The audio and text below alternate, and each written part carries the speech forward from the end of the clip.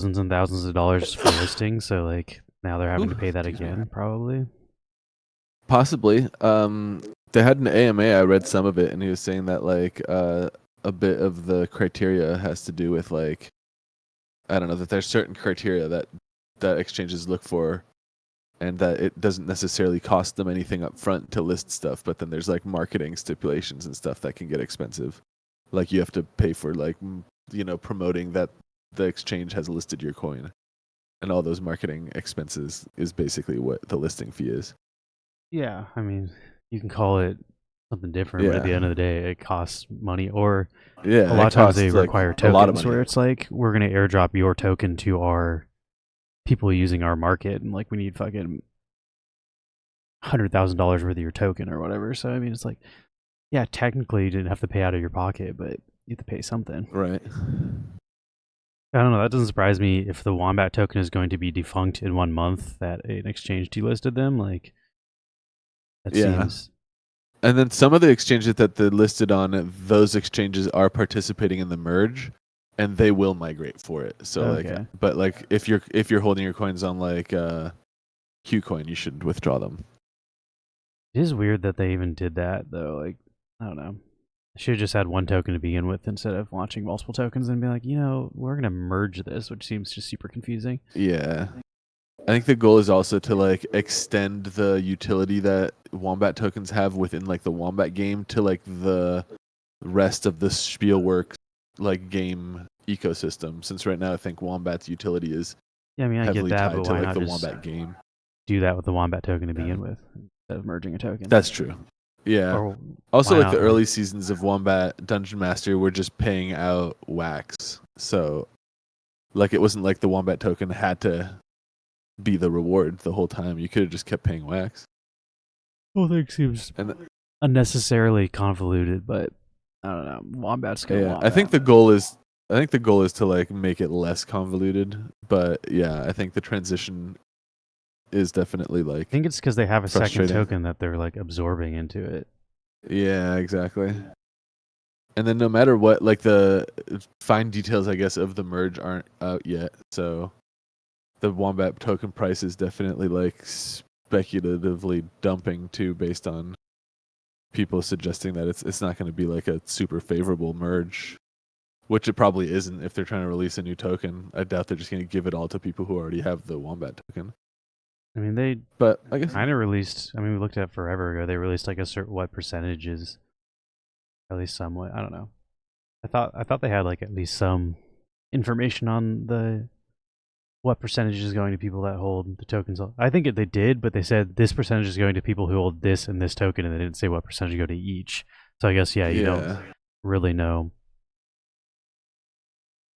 Here's Wombat today, or I guess yesterday, because this is probably in the wake of the uh, Qcoin announcing that it's delisted. That does seem to have that effect. Delisting. That's when Brawl Yeah. had the big red candle. What's going on, Chucky? Welcome.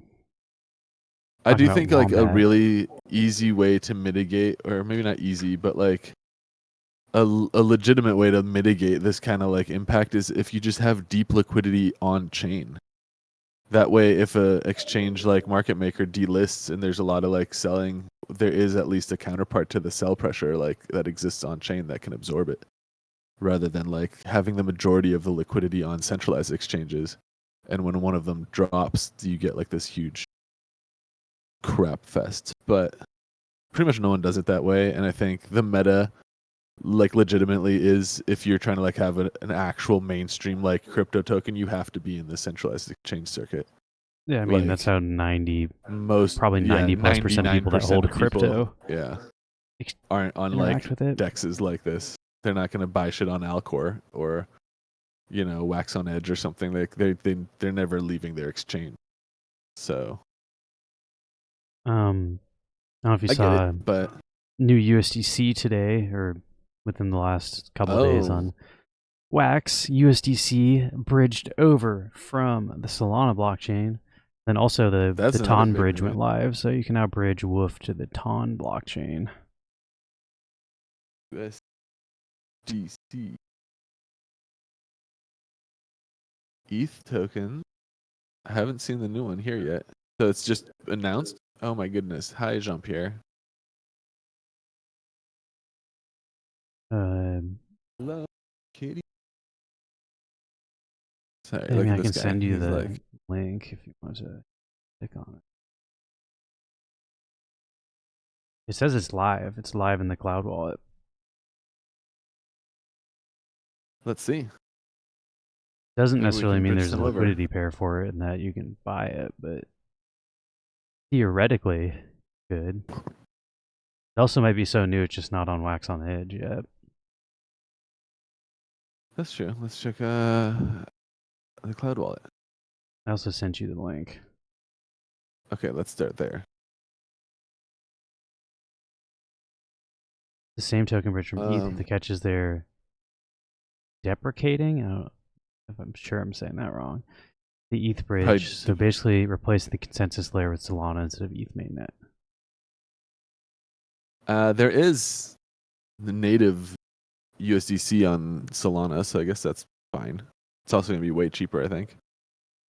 Although, you know, eventually ETH is going to be fucking super cheap too. But we'll see. Let's see. Added. USDC. Oh, and the TON blockchain. Look at this. Yeah, I said that too. The TON. Woof to TON bridge is live. Oh, snap. Where does Wolf liquidity live on TON? I don't know. I haven't looked into it yet. Let's I do figure that. we That can do sounds that like, on stream today. yeah, that sounds like a interesting thing to check out.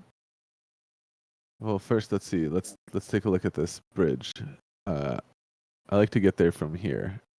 Bridge. You want to read Wax the rest of that token bridge tweet? They link. said a bunch of stuff about the bridge. I guess that's true. Let's read this tweet. Let me also like scale this up a little bit. Here you go. USDC has been added to the growing list of supported tokens on the MyCloud Wallet bridge. Wax continues to expand in reach, connecting Solana, OX Polygon, Base, and TON blockchains, making Woof your go-to hub for seamless, That's free, Wax, not Woof. fee-free token transfers. Making Wax. Oh, sorry. Yeah, making Wax.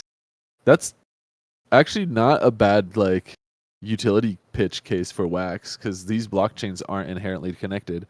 Base and Polygon are pretty easy to move between because they're both like layer 2s on Ethereum, but TON and Solana are effectively like layer 1 chains. So this is a pretty big deal in my book at least.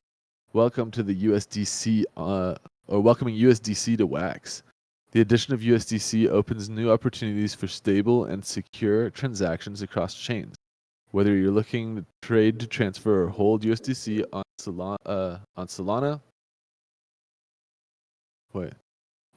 offers stability in volatile markets.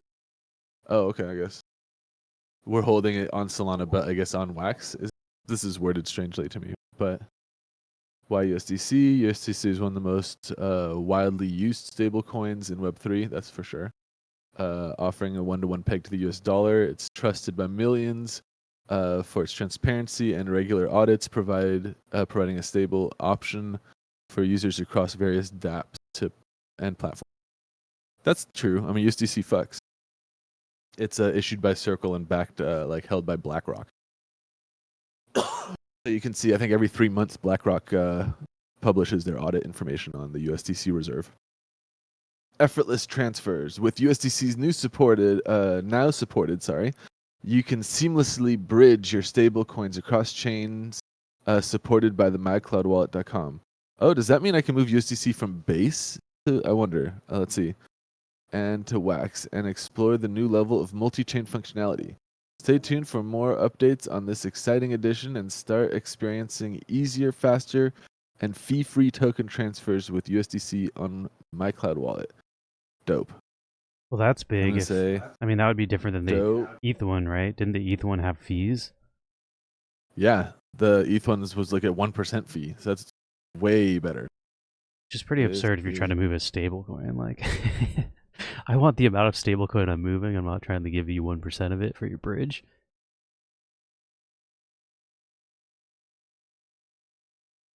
Here you go. I wonder if that means the ETH one is also free. There you go. And then let's just go check it out.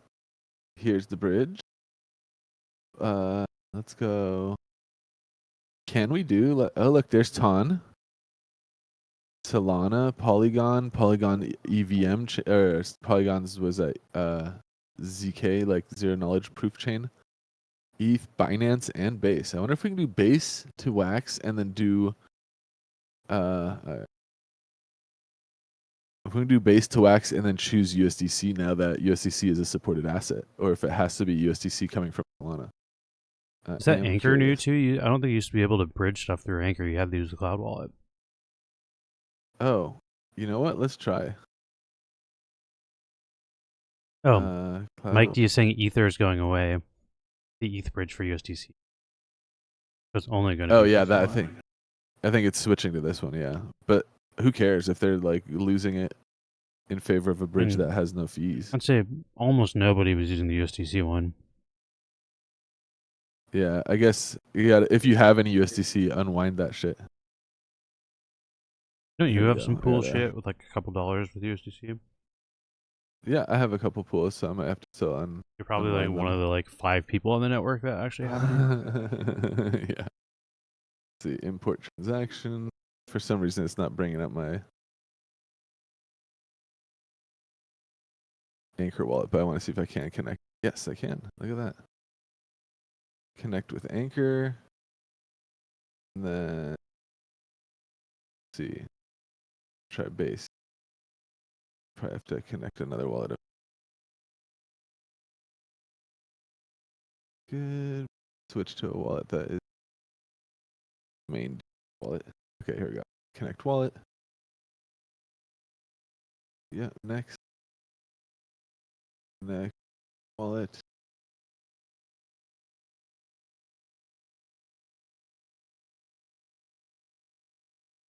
That. Yeah. Bridge. Okay. Here we go. So now I can go. Let's do from Base to Wax. What tokens are AMR? Weird. I never seen that one. Let's see. So from Basic, I could only do those 2 coins.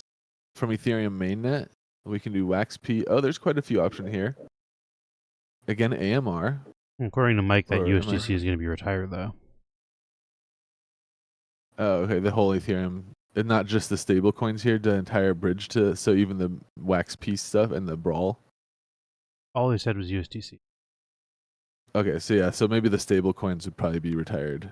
But let's see what else we can bridge here. So we can do from Ton Chain, we can bridge.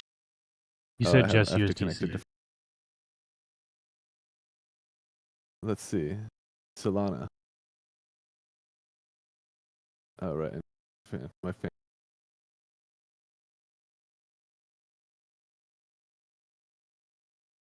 I don't even have a Phantom wallet on this computer. Okay, well, whatever. I can still see. Okay, it's just USDC and Woof. But if I get, I think how you can can we see also, what, like, if you pay the team, they will add tokens. Like that AMR token, I think is someone paid Wax to like add that to Base. yeah, it's Base and ETH mainnet. That's crazy. Is that weird like AI token that you were looking at a while ago? Let's see, what is this? Right? I'm not like misseeing that. I can hardly see that. Oh, But it says like AIM. It's AIM. Yeah, remember there's a cross-chain AI token that somebody launched on Wax that was going to be multi-chain.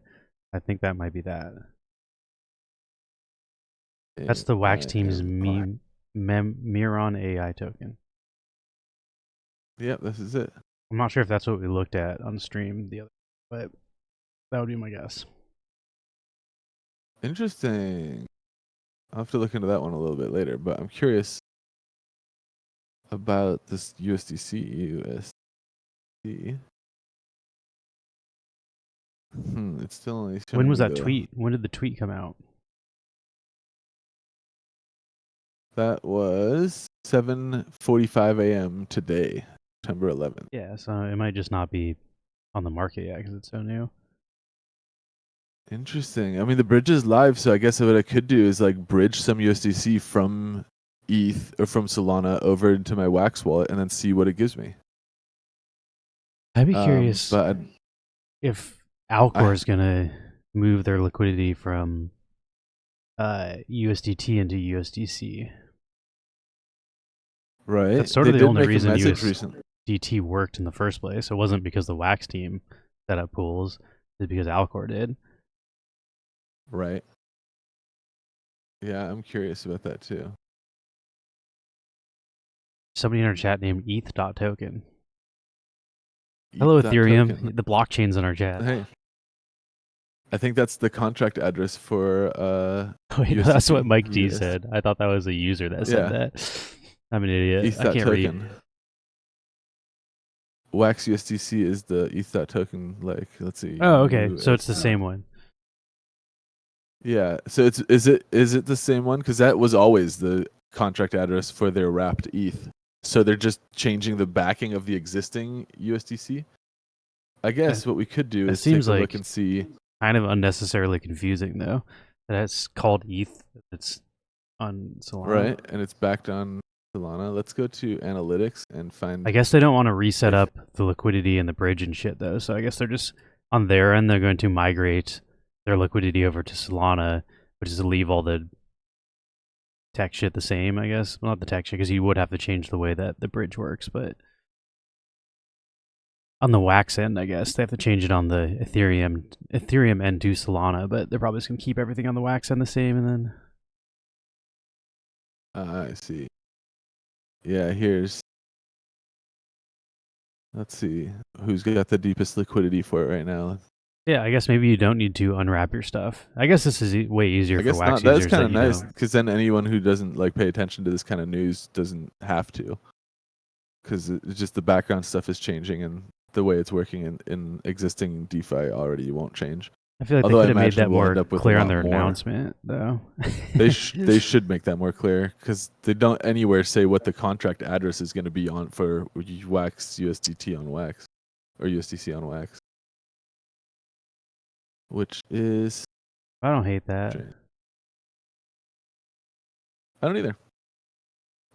Let's see what we got though. It looks like Wax USDT and Wax USDC is the deepest liquidity pool for this one.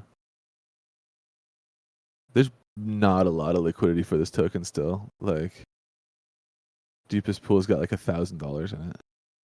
Looks like the cumulative liquidity across the entire network is less than $2,000. So we'll see if this changes next week when we do another, Wax Wednesday. We should totally pop in on the Wax USDC token and see if the new bridge backing has encouraged the liquidity, cumulative pair liquidity to increase. Because 2,000 is pretty much nothing if we consider what the cumulative pair liquidity is for USDT, like the main stablecoin on Wax. And since that one's going to be kind of like no longer backed in a year's time, or I guess at this point like 8 or 9 months time. That's also not 100%. Like they said they'd revisit it in a year. They didn't say it would lose its backing in a year. Right. Oh, that's true. So it's potentially, but I feel like more likely than not, it will lose its backing. Yeah, but here you can see we have $122,000 in cumulative liquidity in USDT compared to $2,000. Yeah, that was in just Alcor USDC. put up a big chunk of that. That's why I'm like, I hope Alcor does something with USDC, because otherwise, like, I don't think the Wax team, that's not their MO, is to put up liquidity pairs in Dexes. Right.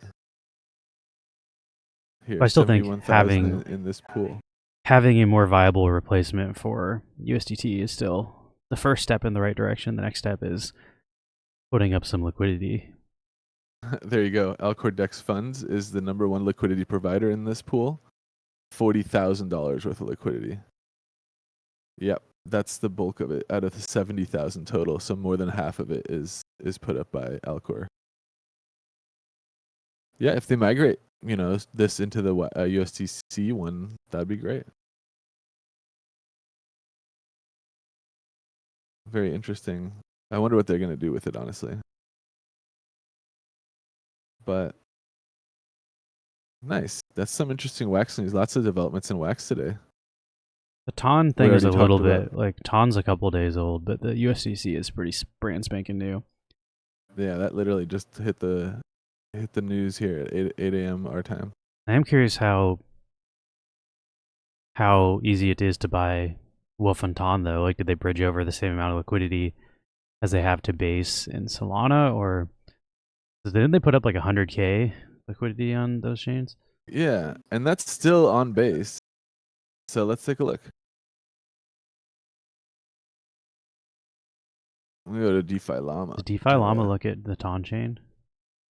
Usually, so I'll go here with the chains, and then it'll like show you all the chains that it can see. So we got base. Let's see if it sees TON. These are all like EVM chains. Ooh, fighting JP. Here's TON. So now if we go to TON, this is all the DeFi ecosystem on TON. So if you're trying to see like where's the majority of the money on TON, well, in terms of TVL, which is total value locked, it's this column right here. So you can see like, oh, by the way, these question marks is this is because this TVL, you can already, if you understand what these things are, this is a liquid staking. So the TVL here is based on like restaked value, and that's why it doesn't, it has a little question mark next to it, compared to something like this with it, which is a DEX, and has, you know, $174 million. So this is where the most of the like DEX liquidity is. So you can kind of find like, oh, what do you want to do? Trade. This is the deepest place to trade. But now what we want to know is where can we find Woof on TON? So Mike also said directly from Lucas, is the answer about shutting down Ethereum bridge is yes, for a couple of reasons. One, the ETH bridge for USDC is hardly ever used. Number two, having to manage and rebalance multiple escrow liquidities is time consuming and costs money and fees. Three, having multiple arbitrage paths creates drainage risks due to price errors / volatility. Four, having multiple bridge paths increases security exploit risks. ETH bridge for USDC will be shut down shortly. Nice. That tracks. I also like the fact that it's replacing the backing and not the token has to migrate or anything like that. It's a easy way to kind of like. Yeah, now if you bridge tokens over, you just have to get it out through Solana, which isn't like the worst case scenario. Yeah, it's not that hard. Okay, let's see if we can find it on TON on Dex Scanner.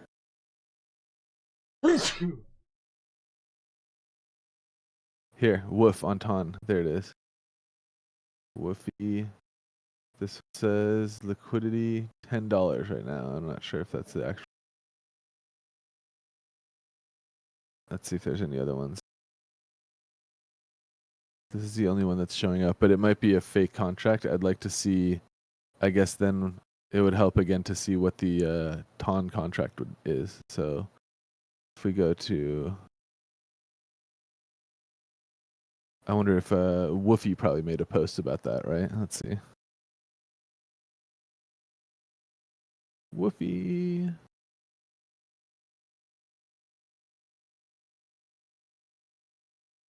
Let's see.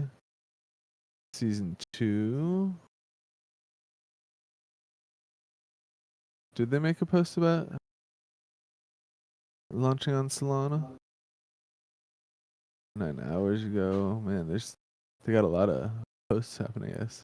How much liquidity was there? I missed it. I went to the bathroom to sneeze. And the one that I saw was only $10, so I'm looking to make sure there's like a contract address for it before I. $10 seems not that feels like a scam pool to me. I wouldn't fuck with anything that has like no liquidity yet. Let's see.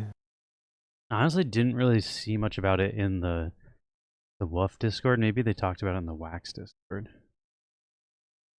I wonder if the bridge would let me get a sense of what the contract address is if I. Tech updates? Oh, that's not. Yeah. Woof. Spin Tycoon airdrop is happening soon, according to. Damn, it won't tell me what the contract address is on TON through the bridge, so I'm still looking for it here. I don't even see the TON announcement in their Discord.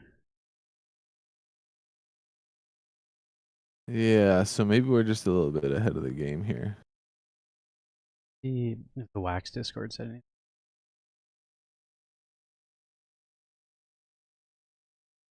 Bridge Yeah, exists. the bridge exists, and I guess there's an easy way to figure it out is just bridge some over and see what it is when it arrives in your wallet. But there's got to be a place where they've posted it. In too many Discords, I can't even find the Wax one. Let me see. Let me grab my phone because I have my wallet on there. And let me just bridge a little woofy over. So I have this wallet. Let's go. We're gonna go from here to Ton. I should probably connect to the correct wallet.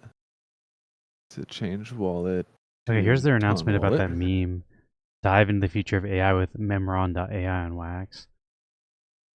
So I can send you that article. Or I can read. Yeah, let's see. I'm gonna just bridge some over if you want to read the article. Okay, here we go. I'll bridge it over in real time. New Wax and Ton network bridge coming soon. We're pumped to announce the upcoming Wax Ton, making you a bigger player in bridge technology. There's my wallet. The Wax Space NFT bridge is live. That's kind of cool. Wow, that article's from forever ago. Okay, here we go. Wow. The Wax Ton network bridge is now live. I can read that tweet though and see. They also posted today that they didn't post the contract address on the USDC one, so I'm not sure that they would for the Ton one either. Let me pull up my screen really quick. Ooh, what's this? Waiting to be claimed. Yeah, they don't have any contract addresses or anything on this. It just says the wait is over. On network bridge is officially live. And here's their Memron human-powered AI on Wax. This was actually published in May 21st, so this is kind of old. This is that other token, huh? The one that bridges to base. Yeah. This Memron AI is a human-powered AI platform based on open source LLM models. I don't know what LLM is, but sounds technical. We're proud and excited to partner with the Wax community as the first AI project with the token on the Wax blockchain. Running on a globally distributed network, Memron AI's mission is to decentralize and democratize AI by allowing the global community to shape the future of AI. All users and contributors to the decentralized AI stack and earn AIMR tokens in exchange for their work training the open source LLMs. Pretty sure this is the thing that we looked at a while ago, where like if you ask it questions and shit, you're training it and then tokens for it. Resulting Yeah, it AI sounds models right. will be included in the apps to help people work, shop, play, interact with the world. Why decentralized AI is important. ChatGPT changed the world of AI in fall 2022. AI quickly became dominated by large corporations running closed, costly, and proprietary infrastructure. In early 2023, Memron AI was formed by a global collection of AI and tech experts to provide a decentralized alternative to the corporate dominance of AI. During Epoch 1, which began in June 2023, the Memron AI team designed and built a vertically integrated, decentralized, human-powered, open-source AI platform. That's like the most buzzwords in one sentence. Right. Vertically integrated, I feel like it's just like such a buzz Vertical thing to say. integration. The team then pioneered human-powered AI, crowdsourcing the curation of open-source AI datasets for applications across the broad range of topics with thousands of participants. This was the first major step in Memron AI's mission to democratize AI networks away from large corporations and into the hands of the global community. I do have like questions whether or not this will work. Like, can I just feed it false information? Like, if am I answering the questions or am I asking the questions? Because I feel like I'm the one feeding it information. This could turn out to be not work so hot. All right, Memrom AI tokenomics. The AIMR utility token is designed to incentivize human curation, create high-quality data sets, one of the most fundamental building blocks missing in the AI landscape today. AMIR tokenomics are built upon a community-first model. The goal of the AMIR token is to align the global Memrom AI community with the core contributors of the Memram AI in order to build a robust AI technology stack and ecosystem. Prior to launching AIMR on Wax, there was no pre-mining, private token sale, or ICO. The token was launched in a fair manner with initial liquidity at a fully diluted value added across several blockchains to allow the global community in at the ground floor. The missions of the AIMR token are currently set to be awarded over 8 years and will be persistent through different phases of our roadmap in order to align incentives at every step. AI training on open source models, decentralized physical infrastructure network, participation, AI agent development, and other interactive means that increase the decentralization of and access to Memram AI multimodal AI models. And here's their 8-year plan. Epoch 1, build Memram AI infrastructure platform, complete. Epoch 2, AI training, internal and external for AIMR rewards. Epoch 3, Memram AI deep-in participation for AIMR rewards. Does that mean like you're running your hardware for them? I'm not Because 100% decentralized sure. I think physical yes. infrastructure network sounds like you're I physically think so. helping. Then yeah, like a node operator almost. Epoch 4, AI agents, tools, and interfaces development for the AIMR rewards. Epoch 5, rewards switch to combination of AIMR and Memram AI platform fees. Majority of AI, Epoch 6, majority of AIMR rewards and Memram AI platform fees. Yeah, I don't know. That's a lot of technological mumbo jumbo, but It's extremely ambitious. I think it's kind of cool to see shit like that on Wax and cross chain like this. I have your screen pulled up. I do think the chances I of was just that looking becoming for- relevant compared to ChatGPT or Google working on AI is like slim to none. Yeah. And it sort of thing feels like you're just trying to capitalize on like, I don't know, if this is made by the Wax team, it's like, oh, meme coins are popular, AI coins are popular. Let's just like throw our hat in the ring of everything that's trending right now, which is very unbrand for the Wax team. Yeah. Is it the Wax team that's making this one? Not positive. They haven't said they made Woof. They haven't said if they were the ones that made the Wax Ape Rave Club, but usually you can trace those projects back pretty close to someone affiliated with the Wax team. Okay. That makes more sense as to why it's launched on Wax, because Wax doesn't have like a huge market for liquidity to begin with, compared to like Base, which is the other chain I saw. It's also like the only token available on bridges besides Woof to all these chains that they just built bridges for, which is like, I don't know, seems very convenient that this one token came out right as the bridges were coming out. And so check this out. My thing here is now ready to claim. I did swap tokens and I swapped some from Wax to Ton. And now if I go to claim.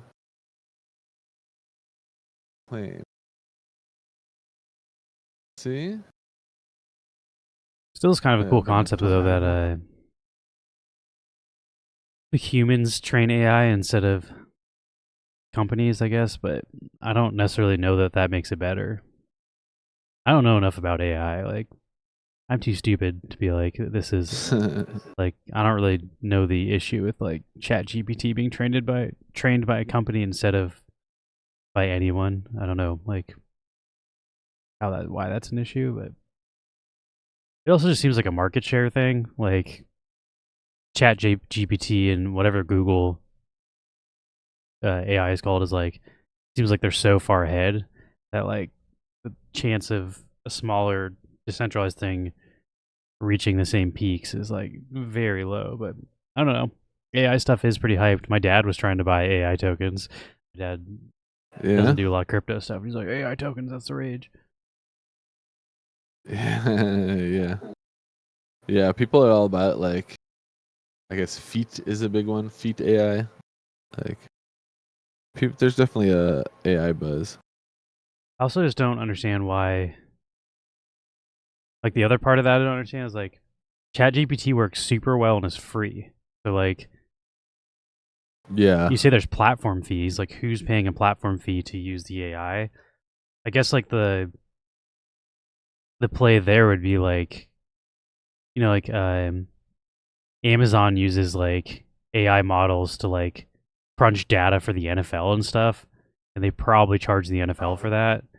So like I could see it at like a corporate level if you're using AI models to crunch numbers for businesses, but again, who's landing those contracts? Like, and why would a company go with a decentralized wax-based AI instead of working with Amazon or the people that are Yeah. the industry I leaders guess that the whole concept that I've heard that like kind of has a little bit of credibility is like in the value of an AI's like data set. And so if you have a data set that is like, built by a actual community of real people who are like fact checking shit and making sure that the AI's knowledge base is like accurate, then other AIs like ChatGPT and Google would potentially like query your AI's data set, and that's where you could make money if you yeah, have but like like an how open would source you know AI. that this one's more accurate? Like, how do you know people aren't just trying to farm fucking the token and hitting everything's true as fast as possible just get as many tokens as possible? Like, do you have a second Or person how checking would their you work? Like, I don't understand or how that with an works. open source thing like this, you also have the problem of like someone with the resources Google has could just like throw a bunch of spam information at your AI's data like training and just I'm break not it. even saying Google. You, What's to stop you me know. from doing it just because I want to earn more Yeah. tokens and I don't want to actually That too. fucking like fact check shit? I'm just like, yep, that's true. That's Well, that would be like the way like you start fact checking stuff, and it would be like a community based thing based on like other people also like chiming in based like what you say, then another person confirms that that's right, and multiple people are saying the same shit. And then if your stuff is inaccurate or not in line with what like the yeah. Well, what majority if I of set up people 300 wax accounts and just have them all say everything's right and we're all approving each other's shit? Like, I feel like it could very yeah. easily spiral to being less accurate than the company's actually like. I don't know. Like, From what I I've guess it's seen like with experiments, but we'll see. yeah, what I've seen with like that's where the crypto token then comes in, where it's like the stake that you hold becomes like a weight of what you're saying. So like the people who are more invested in the project at that point have like more credibility and are able to like outweigh, Yeah, but the people who maybe are a more bot invested in the farm that project has is no me because I stake. have 10,000 accounts linked to it and I have more tokens than everybody else.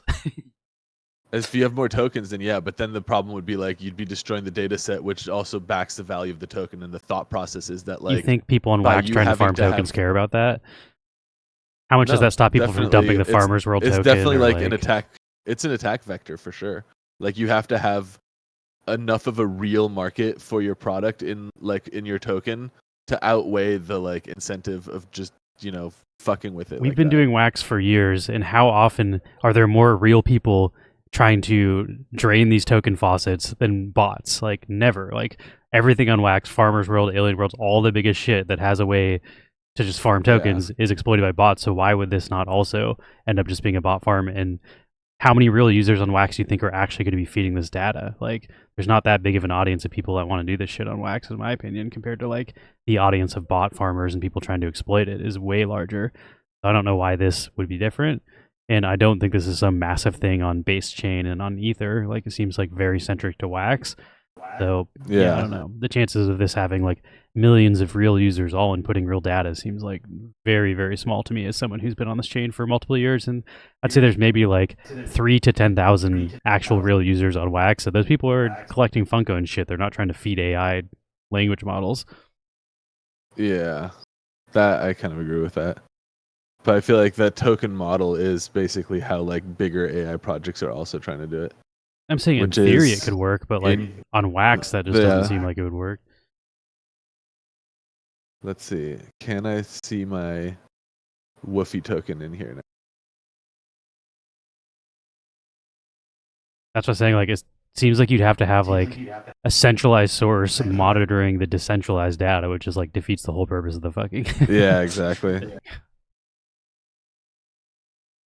Yeah, anything free people. Yeah, anything you can make money with, people are gonna spend bot farms on. Especially on Wax too. Like it's like that's the community that we have catered to is bot farmers. So anything you launch that's exploitable by bots will absolutely be exploited by bots, especially if there's financial incentive. Yeah, for sure. Let's see. Can't find. I can't find my Woofy, even though it's definitely in my Ton wallet now. Because if I go, I bet you if I go back to the bridge, it'll see it. Swap. Yeah, there you go. So I have them in my wallet now. 61,000. It's a tiny amount. But it works. I can move it to Ton. It's definitely on Ton. I can see it in my wallet. I'm looking for the contract address though, and I'm a little bit like unfamiliar with how to look that up on my like phone app for Ton Keeper, which is like my main wallet for this. Can you just like But- send your wallet to your computer and then look up a on Blockchain Explorer and then type that in there? Yeah, I think that's the move. Walter says the Pepe project I see. mentioned has a trading bot on TG that has people put trades in common speak and the bot puts into actionable trade. Then asks you if the trade is what you were looking for.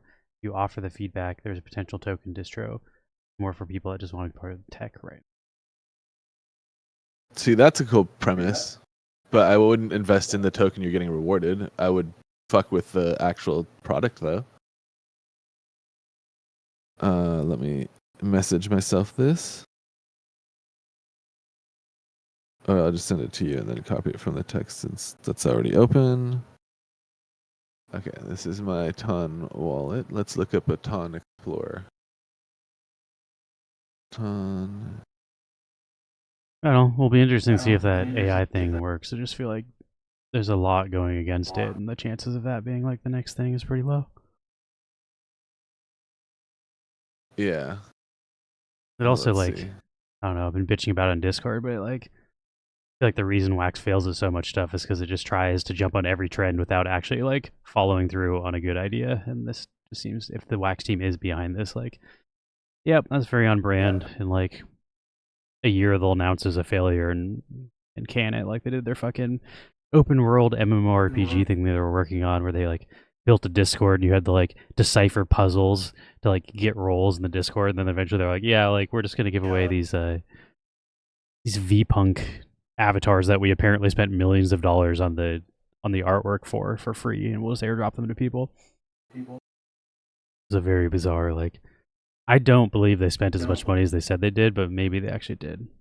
They said they spent like I think over Yeah, $1 I million remember that. dollars developing those PFPs, which is just like that's insane, man, for like a game that never came out. So that's what worries me about it. Here, Is I'm the gonna share V punks, this. not the V bots. The V bots were another PFP that they abandoned, but the V punks were like I was excited to get dropped one of those V bots. And I got a lot of like spams for like fake ones too. A lot of people trying to scam me through them. yeah, the V punks were supposed to be characters in their game, and then the game just never came out. I was in that Discord and I did all the deciphering. I was like getting hyped for it, and then there's like, yeah, we're not doing this anymore. And I was like, cool. Good thing I Right. spent all that time deciphering roles or deciphering codes for Discord roles, and I don't know.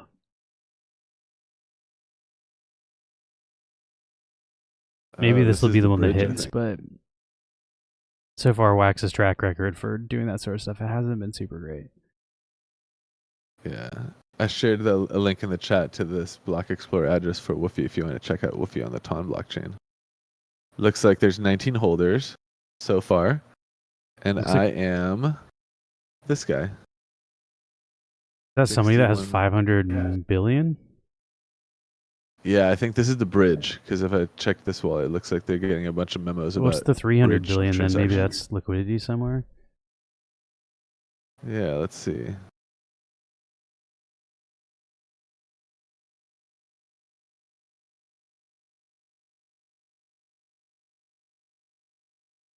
Is it? Hard to say where it is. Thank you for the follow. It's got to Hey, be John. one of the like top dexes here. So let's see. If it wasn't on Stone, let's see what other dexes exist on Ton Network. DE Dust. Next in line. Let's go to their website. It is interesting though, Alright, like if they did put up the liquidity that they just like don't let anybody know where it is. Right? I'm hunting it down. Also weird they didn't announce this in the Woofy Discord. Like Woofy is the token that you can bridge. Maybe we're just so early that this stuff hasn't been announced yet, but That's true. They did announce the bridge for this 5 hours ago. no, this bridge got announced. But why you announce it? Don't This- announce it if it's not That's ready. for I the guess. USDC. This one got announced. Let me see when this was announced. This Oh, was that's days true. ago, though, so this is old news. Crypto moves so fast. This was like months ago.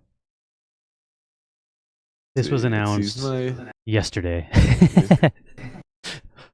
Okay, so it is pretty new.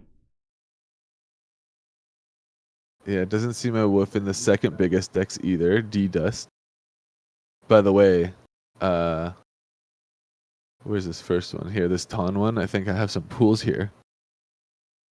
Yeah, my pools, 2 pools. And can I claim? I think I can claim from these. This APR is way down.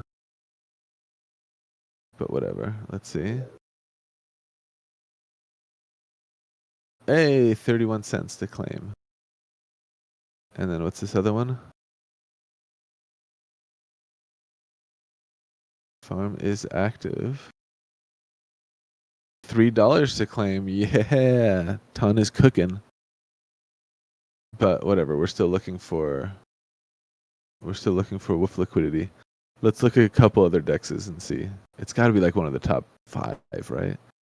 I have Liquid no idea. staking, RWA, liquid staking. RWA is real world asset backed stuff. Liquid staking, lending, derivatives. Here's a deck. Derivatives, liquid staking, dex. Okay, let's see if it's this one. Go to their site.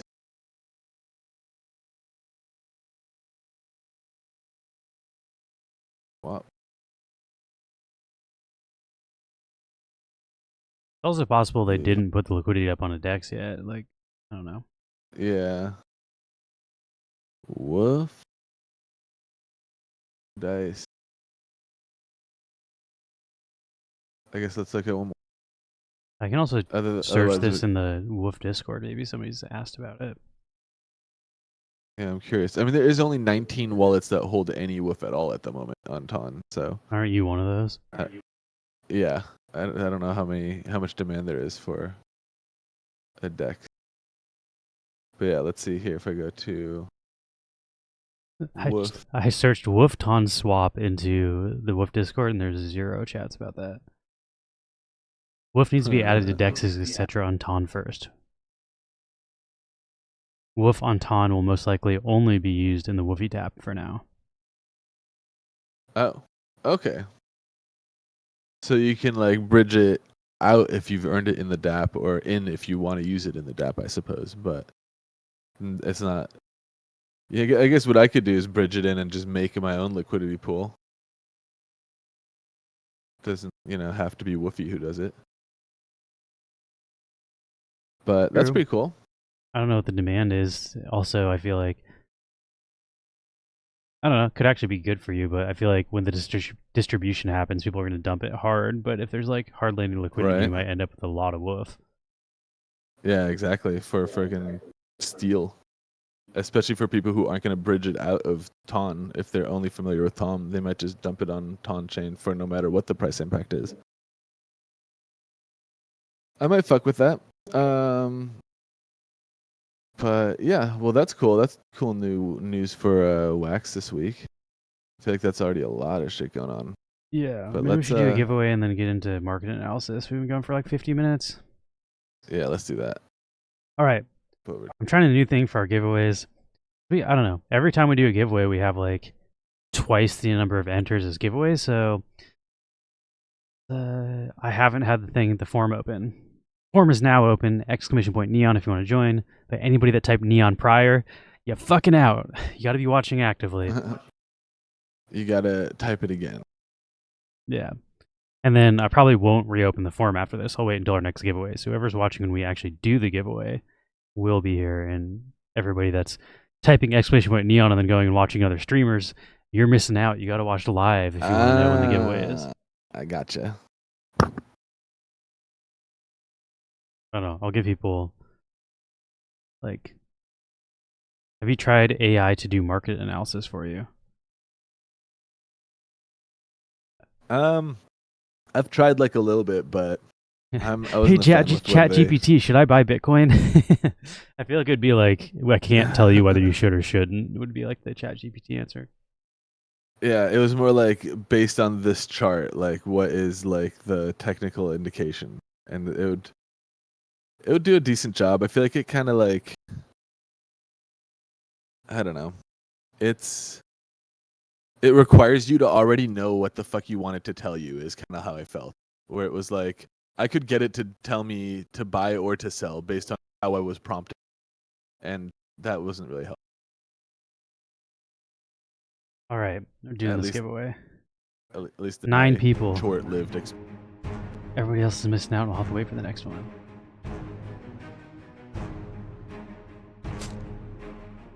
Oh, we did some Nova Rally on Friday. That was really fun. Try that again. Oh, nice. New Nova Rally. Do you still have skins in that game if from the NFT side, or is it just all Web 2 that's No, it's all Web 2 right now. That's He said eventually he wants to figure out how to link the Web 3 stuff, but he's like, I'm more concerned with just making a game that works. That'd be cool. I'm I trying hope to- I like got my stickers and stuff. I would like to see those. Eventually if he'll have not, like a whatever. battle pass you can buy that will have skins and stuff on the Web 2 version. Still pretty early days though. I think only like 7 people have access to streaming it right now. Yeah.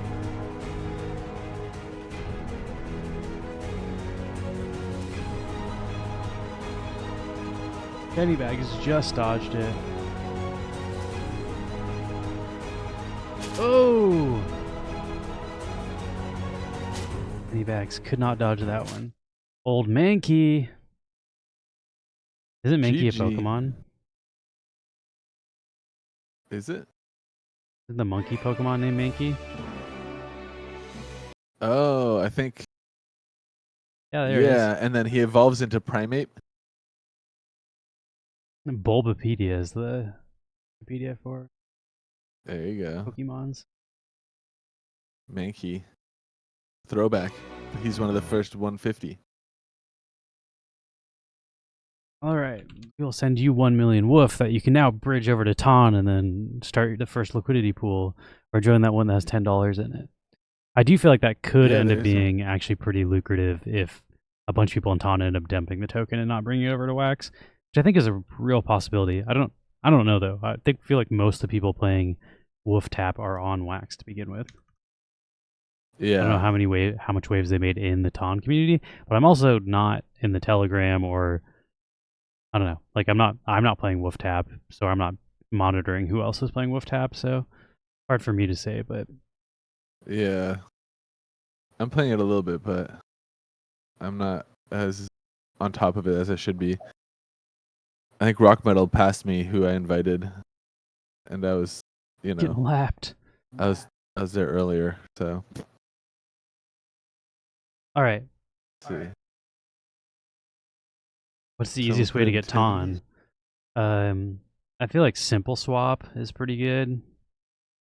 Yeah, simple swap or Simple Swap kind of sucks for Wax, but what you can do is change now. buy yourself some woof, bridge that woof over to the base blockchain, and then use Ethereum on base to buy Ton. That's how I did it, and it was way cheaper than if I would have like you had to spend like the minimum for Wax was like $70 or $80, which is like I'm trying not to put $80 over there. If you want to do like $20, you can do it on base chain. All right, I'm pulling up Max's screen. Oh yeah. I used Wax this P. to sell some Decred last night because I'm not connected to any exchanges that sell Decred.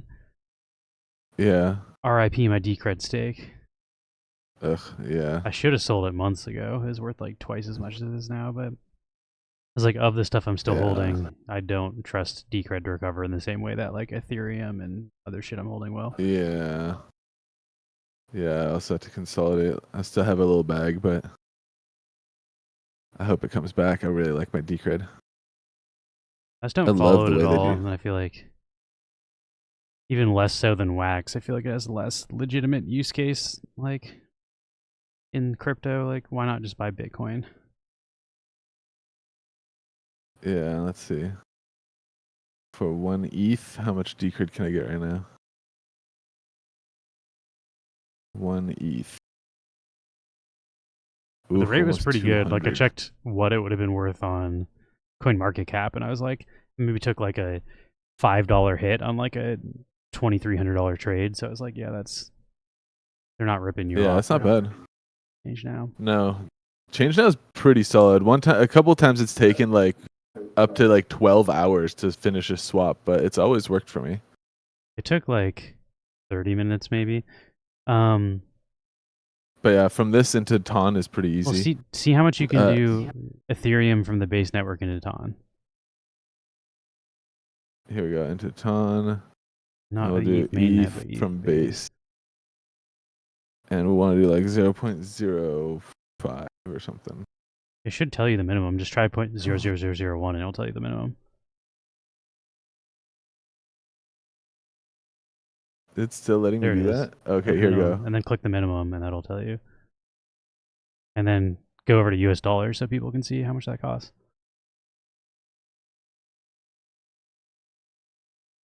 $5.50. So you can do as $5. little as, yeah, I would do like try to do $6 or $7, and then what you want to do is take like your Wax, swap it for Woof, come over to, if you're on Alcor after you swap it for Woof. Or, I mean, here to the first step is, bridge. do you have Ethereum on the base chain? Because if you don't have Ethereum on the base chain, you're not going to swap your Wolf over there. And in that case, just you do the, except you're fucked there because then you need to send like $60 worth of Wax to get your gas.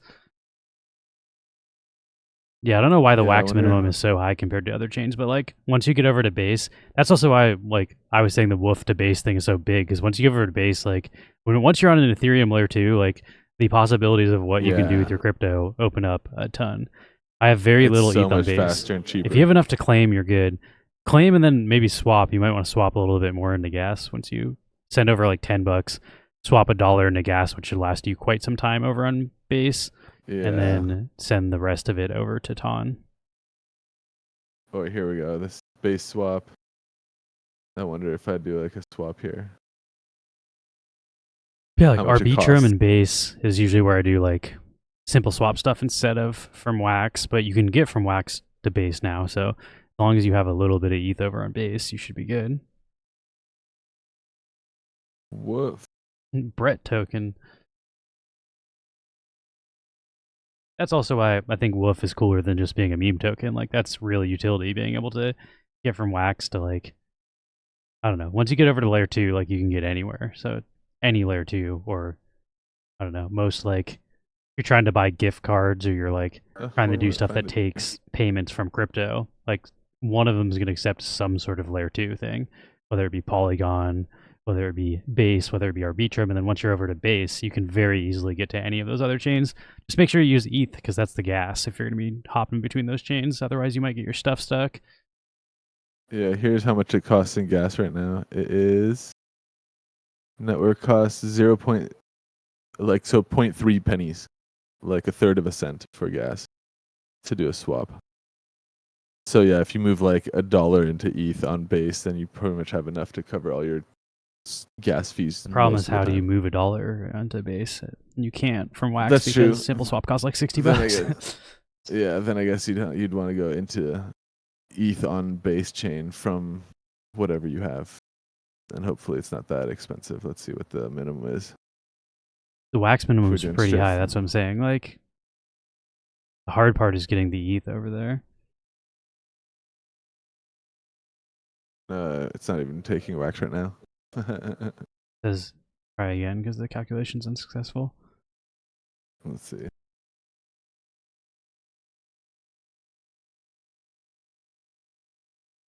I don't know, it's being weird.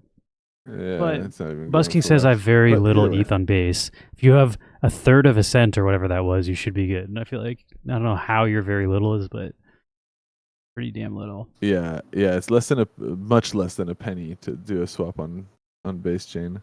It's cheaper than Ton. And transactions on Ton cost a lot more than base. Yeah, they do. They cost like 10 to 15 cents or something. There's a weird rebate like that's hard to like follow. But here you can see there's $95,000 of liquidity on base swap for Woofy. And if you can't find it, like I was having a hard time for some reason here. It's definitely on this DEX, but when I type Woofy, it's not coming up. So what I was doing in that case is I would come over here to DEX Screener, find the liquidity pair right here. Look where it says Woofy. It gives you a little copy. You can copy the contract address, and then when you come back to something like this and you look for something, you can just look for the contract address, paste that. Doesn't then import. ODOS work on? Yeah, ODOS works on base I too. just use ODOS for everything. I don't even try to like figure out my own routes because that shit will figure it out better than you trying to manually find what has the deepest liquidity. ODS.xyz and go to the app. You might have to paste in the contract though for Wolf. I don't know if Wolf's yeah, exactly. Okay. So here, if you go to base chain, you can see this is also, it works on a shit ton of different blockchains. These are, all of these are EVM mostly chains, layer 2 Ethereum. which you can move to pretty cheaply once you're on base chain as well. But that's for another time. But here, let's do like US dollars into, if you want to do Woof, again, you just paste that contract address. Oh, it's not matching, so add custom token, paste the address there and search for it. And there, it found it. So now I say add token, and now I can just type Woof. And there it is, custom token.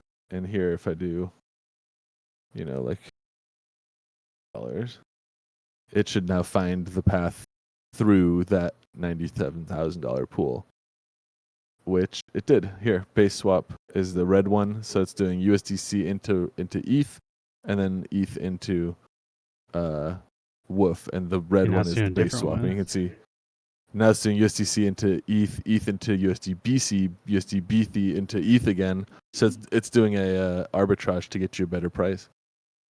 But it's doing that through all these different DEXs in one trade. It's wax on edge, but for all of layer 2 Ethereum, basically. Yeah, exactly. It's wax on edge, but for Ethereum, layer 2s. And then all of that is still going to cost you. And if you want that on Solana, it's Jupiter on Solana. Yeah.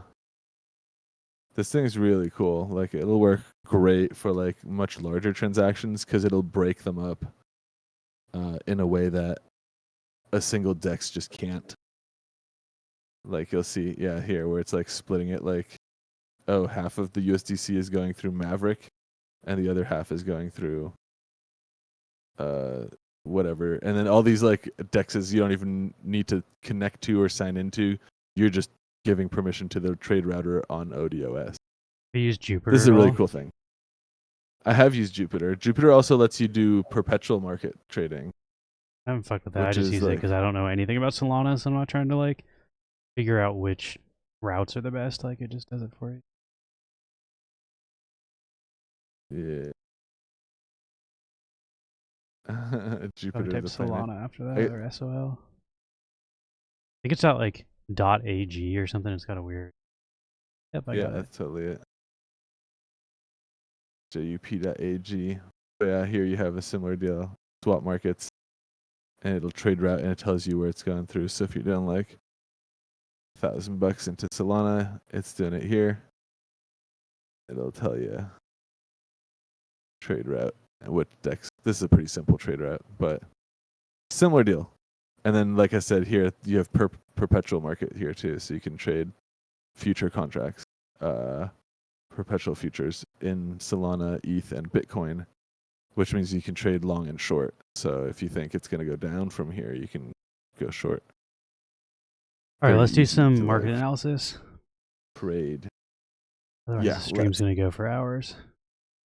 All right, let's do it. So last week we were looking at Bitcoin and thinking we might continue to see it moving down in the coming weeks. Let's look at the Bitcoin weekly chart.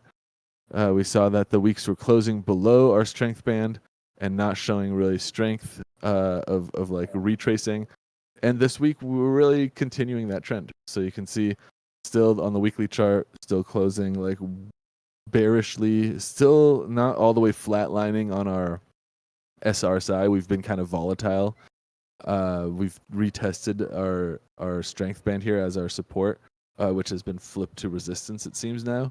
And I feel like, again, this week we can see a continuation of this kind of volatility, retesting this support, likely getting rejected and continuing to grind lower as as we retest probably monthly support levels, which if we jump out here, here's the monthly support coming up.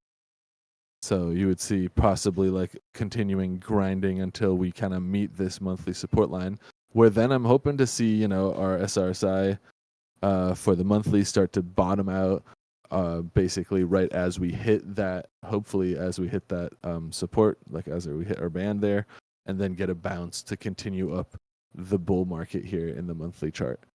Otherwise, obviously, if we lose monthly support, that then would be a flip into a bear market again.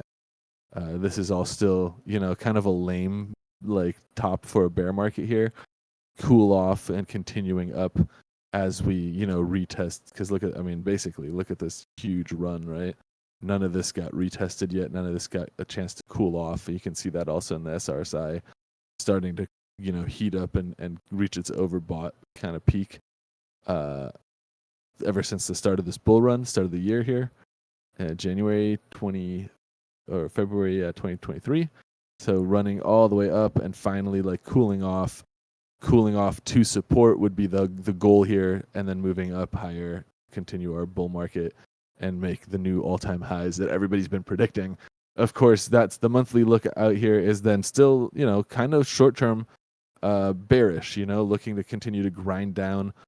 Probably not in a smooth grind. We'll probably see a lot more volatility again because there is a lot of speculative money in these markets that is looking for, opportunity to kind of capitalize on all this fear and uncertainty, and traders, paper hands kind of stuff, people selling their assets once they get a little bit of a shake out here. So volatility expected. Hey, why are you sending me off? Volatility expected, but I would say probably pushing back up and continuing the trend of making lower highs and then lower lows on the daily chart. And that's kind of like what we've been seeing. So this is the weekly chart. That's kind of what we've been seeing on the daily chart, with these highs continuing to kind of like trend down, and all the valleys also making lower valleys each subsequent one, with the subsequent peaks being, lower peaks. So not expecting to see the next push up here, exceed the previous peak, basically. But that gives us a lot of room to kind of like push all the way up to like, here, then kind of push back down, and then do the same thing and keep kind of like, wobbling down with this lower highs, lower lows, kind of stair stepping down. Maybe we get a big sell-off event or a bigger like volatility event, given some kind of like, I don't know, election year news or some kind of like development that acts as a catalyst for this price action. But again, then in a short-term massive market event like motion, I'm still trying to like keep my perspective on this like monthly chart, where I want to make sure that, we can sell off, but we still have our monthly support, right now around like 40,000, which if we did fall that far in a short matter of time, would see us, taking a 30% hit, which is definitely something that will cause a lot of like news coverage about, the bear market in crypto, which will cause a lot of like liquidations in DeFi. So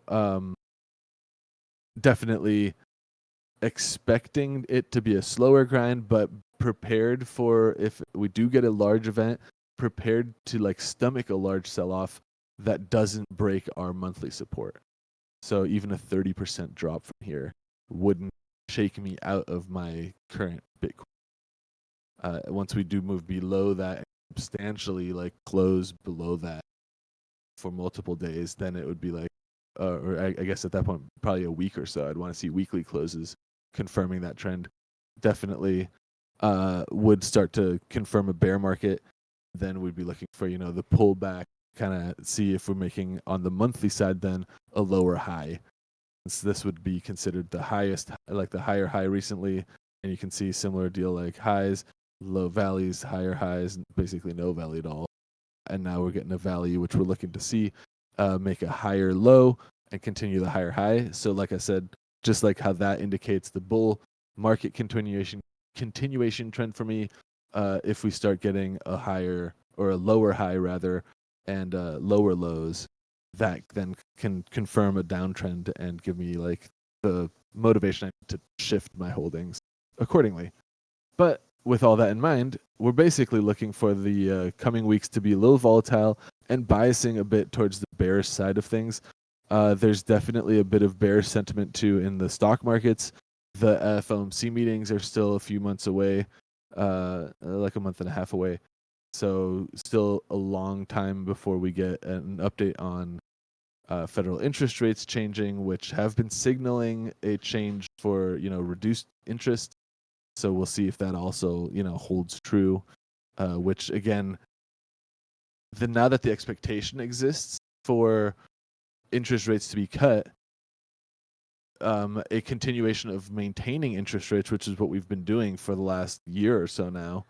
If they do that again, that now becomes bad news. So it's we've built this expectation in the recent months here in the recent weeks about the FOMC meeting going to reduce federal levels of interest, and if they don't now follow through on that, we could get a market shocking event that potentially gives us a catalyst for the price action that we're looking for on the longer time. But in the short term, volatility with a little bias towards the short side. Maybe here even like this week, I was seeing last week we were getting a good sell off. I think they call them dumps, big massive dumps. Yeah, this week I'm still expecting to see that little bit of a rebound in the first half of the week, like we've already been seeing. If we go to the daily chart, this is the first half of the week, 1, 2, 3, 4 days or so. So Sunday, Monday, Tuesday, Wednesday, we have been getting this retrace. And so now with the second half of the week, you can see the daily chart also approaching the strength band on the daily, meaning that this will be the resistance that we find as long as we stay below it. This should be where we get rejected. And that's kind of what I'm expecting to see in the coming days. So we've already had a little bit of that retrace this week. And so I feel like the remainder of the week, we'll see this start to pull back and then either, pull back and start making another lower low, or pull back and maybe start forming a double bottom or a higher low, start giving a little bit more of a mixed signal moving into next week to maybe build up for more volatility. But definitely expecting the second half of this week to kind of chill out a little bit. We definitely can. Volatility means movement in both directions, so we can get a nice pump tomorrow maybe to shake out what basically would be a deviation here, which you can see happening here, where we very short term push above our resistance and then immediately kind of fall back down and continue the trend lower, just to kind of shake out traders like myself who are expecting, okay, we're going to continue to push to this resistance level but no higher. So people like me maybe are taking short sell positions around here that would stop if we push to here. So then, basically the short sell opposite side of those traders are going to look to do these type of deviation activities. So the more, uncertainty there is in the market, the more volatility we can expect. So obviously I'm expecting to see a trend continuing lower the next week, but I'm also open to the, volatility equation. What I really want to see though is still a push above the weekly band here. If we do kind of retake this and reclaim this and start closing the following week above as well, then we can, start getting more optimistic and stop looking for short sell opportunities and start, looking to trade long again. But definitely there's a volatility in the coming week here, and I wouldn't be surprised to see us push higher, even if we do break above the daily resistance here. So pushing through that to kind of retest the weekly resistance is always on the table, and kind of you could get a sense of where weekly resistance is based on the last couple weeks peaks here. So basically if you're looking at the daily chart, be right around here now. So still possible we pull up here. This, like I was describing earlier, was a deviation, not necessarily a peak. And so this being a lower top than this, we could see the next lower top coming in, around here. So that would be a retrace all the way up to here, forming that lower high and then pushing down to make a lower low. Definitely would be more dramatic price action, lots more, up and down movement than if we just get rejected at the strength band line here. But definitely not out of the question, especially when we look at the weekly with our SRSI on the oversold side and our weekly resistance, still that far away from our current spot price. So with all that in mind, let's take a look at what's Wax doing and what we want to do on Wax. Let's just look at the Wax price chart first.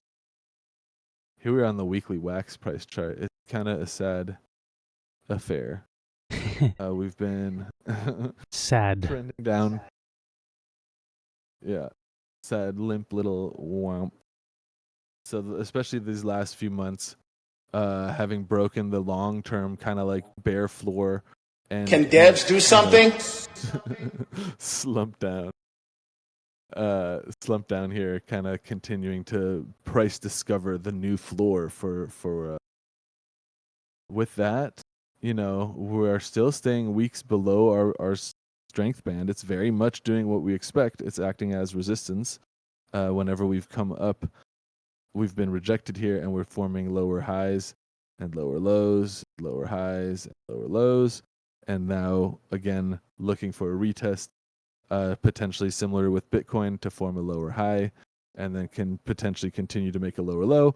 Of course, our first indication here would be if we make a lower high, or even a double a bottom, like a double high, or if we start making a higher high. All of those things start indicating more bullish, longer-term sentiment.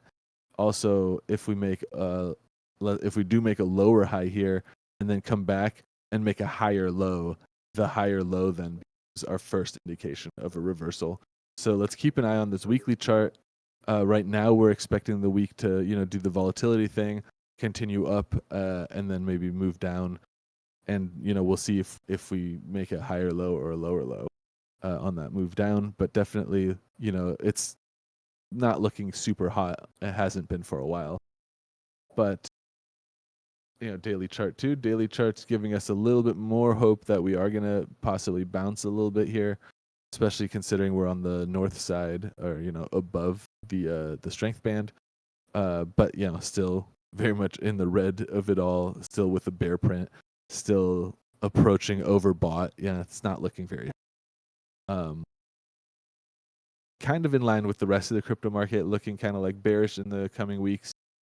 So I guess what we still want to do with our own Wax is, as people who are participating in Wax DeFi and believe in the potential prospects of Wax being around in the next 2-3 years and coming back a little bit, I still want to continue our saga here of growing our own stake in Wax.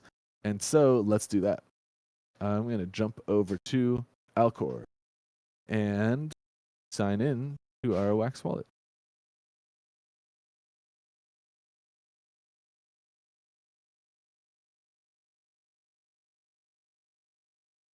Oh, right. It won't launch like that.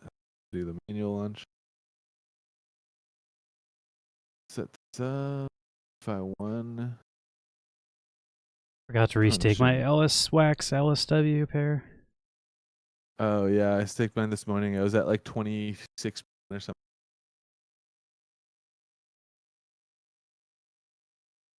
Staked it. It was at 66 before I staked mine. Oh man, you're gonna decimate the APR. I was earning, what was it? I was earning like 10 wax a day or something.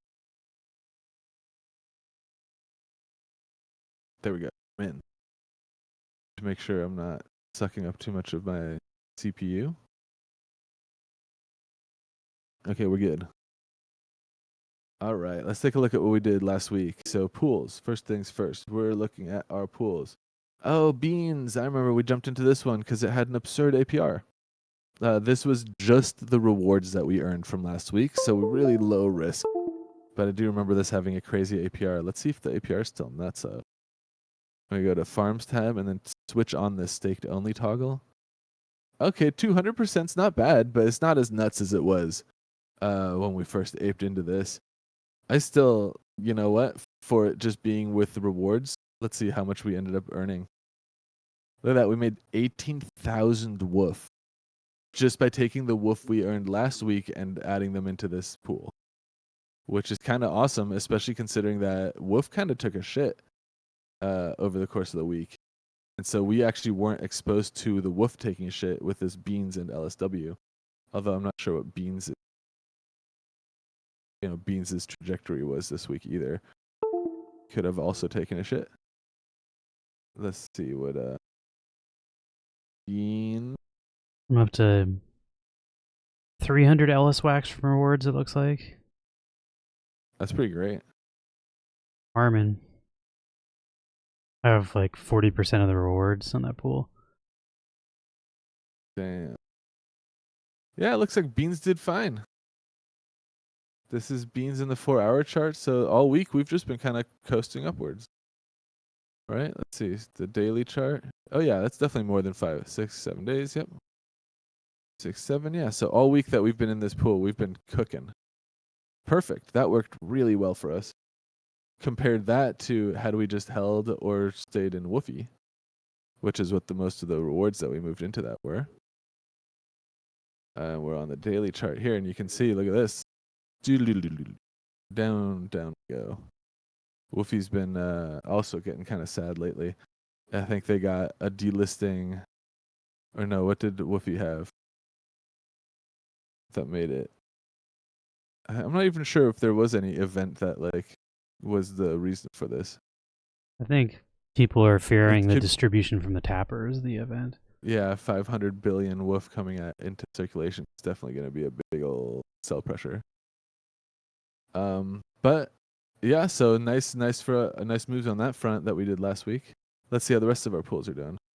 So we still have 3 days left of the 70%, and then this is going to drop just to 64%, which isn't terrible still, especially considering I think Woof or Rook rather has been holding its own pretty well. And I'm not surprised to see that because of how much counterpart liquidity exists for this. So you can see here's, let's go to the daily chart. Here's Rook on the daily chart. After I think the token creator spiked the living shit out of the token by buying some. I'm not sure exactly what these big buys are, but ever since then it's been, I would expect most tokens that do this tend to trend down pretty quickly.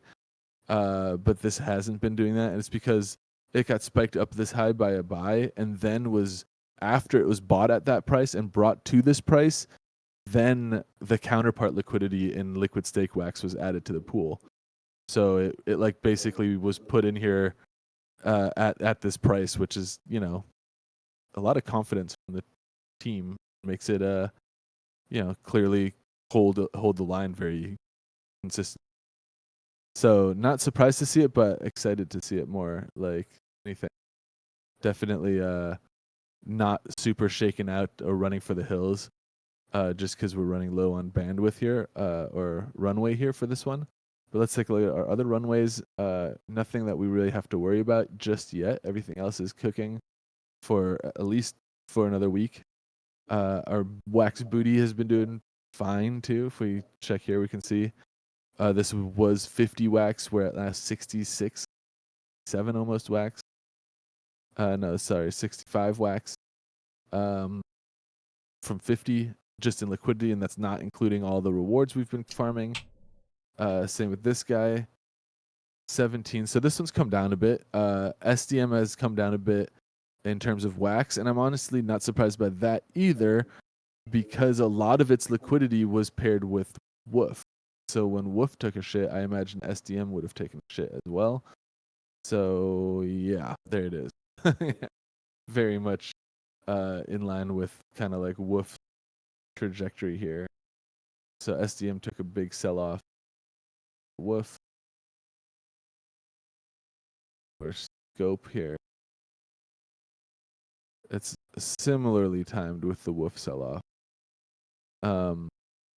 SDM, I'm also not so familiar with the tokenomics, aside from the fact that it's from a game that's been around on Wax for more than 3 years, and has had a long run-up of earning rewards. And I think a big part of the sell-off is exacerbated by people buying into this to farm Wolf, and Wolf taking a shit, making the Wolf rewards making the Wolf rewards a lot less lucrative. So we're ending up with now 95% instead of like 150 or whatever percent it used to be. And so people pulled out of the liquidity pool, dumped their SDM side to pursue something probably a little less volatile, in light of the recent price action of Wolf. So I'm not super surprised. I mean, we talked about how Wolf is very tied into the DeFi scene on Wax, and that a collapse in Wolf definitely ripples through the Wax ecosystem, and we totally saw that this past week. I'm still not completely like running for the hills in this pool. We were at 50 Wax, and now that would have mean 25 Wax on the Wax side, and now we're at 1750. So definitely took a little bit of a loss on the Wax side of this, but still have a month left of runway in this pool, which also has now been sold out of by a big chunk of the liquidity farmers chasing that. I'm not super confident we won't see another big drop when the liquidity farm incentives end. I'm not sure if they're going to be extending the farm or anything like that. So it's likely to see another like round of sell-offs to get us back down to where this token like was before it started running up on the liquidity farm reward incentive kind of like campaigns. Because if you look at this token's history, it really did start taking off around when Woofy started distributing rewards to projects. And I think a big chunk of this comes from people just farming Woofy, and if Woofy farming is ending, then a lot of this will probably be sold back, and I wouldn't be surprised to see us drop back down to here. So we definitely have a decent amount of room down on this SDM pool. And with all that in mind, and with like the concept of like keeping the Wax side of our position here more safe, maybe I will cut like 50% of this for the week and move it into something else. Let's take a look at what else we have right now, though. Wax Booty, like I said, we're actually up on our Wax side. Neon and Wax also, we started with 50 and we're at 26, so up a little bit still. Neon has been relatively stable as well, although a lot less lucrative in terms of Woofy rewards compared to 90. It's almost half as much. But therefore, our Wax has stayed pretty much even. HCC, here's another one. It pays pretty high still in Woof, but this one's another one that I'm not super familiar with. We also started with 50 and again are positive on our Wax side, so most of our pools are doing pretty well. And then the last one we are in here is the Rook, which is I think our biggest LP position. And here right now we have 31 liquid staked Wax, so 62 or so bilateral depth. Kind of evenly split between our pools, I think. So now I'm going to go back to here to pools. What I think I want to do is, in light of the SDM campaign running on its last month here, and our uncertainty of if those campaign rewards will be renewed moving forward, and on the information that people are starting to sell out of this pool, in light of Woofy's rewards not being quite as valuable anymore, I am going to cut a little bit of our wallet's exposure. Here. Okay. I'm going to cut a little bit of our SDM exposure here. So I'm going to say manage. I'm going to cut half of this down. Not 51, but 50. Give you 49, I'll give you 51.